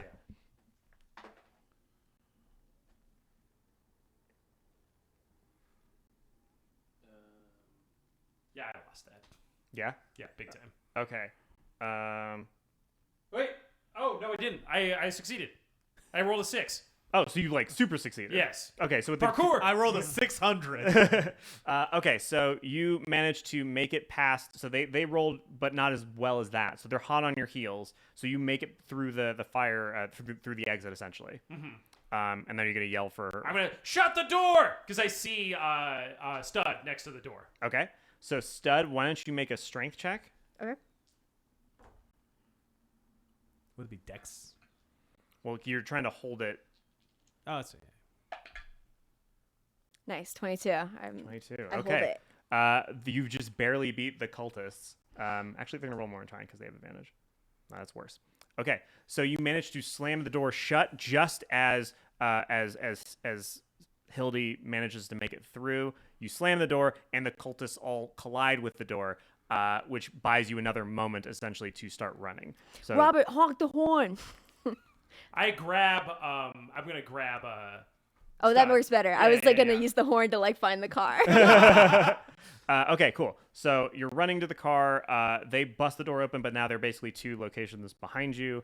What do the rest of you guys do as they sprint upward? I'm seeing them coming in, so you're. I'm gonna hold the door open for these guys, and then I feel like start the car. Yeah, run, get, open the door. I'm starting the car. Hurry up, guys and gal. Cool. I fucking hate the system. I'm looking at this stuff like, okay, so everybody has their own move stat, and the farmer's move is 6, and Henry's dex is 55, and the farmer's is 50, which means that Henry gets to go first and make a dex roll to see. Like, this is fucking nonsense. I hate this. I have move 9 if it helps you. Great. Do you want to add that? I have to move that? 8 as a move rate. I have moved. Perfect. So let's just say shout it's your move number at once. So this is over. You do it. You fucking the chase is done. Yay. You did a clever thing. You got away. The system is garbage. Okay, so you managed to make it to the car and you fucking speed away. And the fucking cultists are hot on your heels, but they're like, we could do a whole fucking action scene where they're crawling on the goddamn car, but I'm sick of this episode. Give me just like we drive away. You see them receding into the. So you drive away and you see the cultists receding into the distance. I'm gonna snap one more photo as the chasing the car. Okay, go ahead. And this is gonna be at the end of the whole show. It's gonna be like the lens cap was on. Terrible. It's a shitty photo. All right, take a d6 of psychic. I take D6 for taking a photo? For taking a bad one. I lose sanity because I took a bad You're photo? staring at them. You're staring directly at the horror. I forgot that was what the mechanic Well, no, but I would say this though. I feel like this is one of those you were holding it out and just trying to snap a photo as the car is speeding. And they're not away. that gross. They're just far. I mean, It's yeah, just a they're bad just- photo. they're just Yeah, these pleasant. guys aren't like actually horrifying. And what you're They're seeing is dudes. and also realistically in the 30s, it's just a bad blurry ass photo. Yeah, of, so like, you're fine. No sanity. No sanity. no left. photo either. But yeah, no photo. If the photo was crystal clear, then maybe, right? Yeah. Like, but if it was like a shitty blurry ass photo, it's like I don't look at a photo of Bigfoot. I'm like, oh, Okay. my mind. Hey, I couldn't help but stutter. How come you called Sally there Hildy? Oh, yeah. How come, Sally? I mean, Hildy. Oh boy. Well, Just to clarify, guys, I called Sally that because I heard that her name was Hildy, but I'm asking right now why her name is Hildy. Hildy. all right, boys, settle down. I've got a story to tell you. Ellipses. Okay, cool. That can be where we end. All right. This All right. garbage episode. No, it was fun. No, this is a Fucking hate very the fun system episode. so much. All right. There's So the chase mechanics dumb. Some of the other stuff's not so bad. Yeah, I think the real problem is like anytime somebody comes up with a cool role playing mechanic, they legally have to be like, I guess I got to make up a bunch of other rules so it's not just D&D with one other mechanic. Like it makes seems sense. so fucking all arbitrary. right, folks listening in, we're gonna take a quick break here, and then we're continuing this in a little bit. But we gotta take a quick break and go to the bathroom and eat food. I and have stuff. to pee so bad. Oh, we can Lady stop that. Streaming things. that whole thing? Yeah. Oh my god. R.I.P. R.I.P. I'm gonna get canceled for mansplaining to Beth.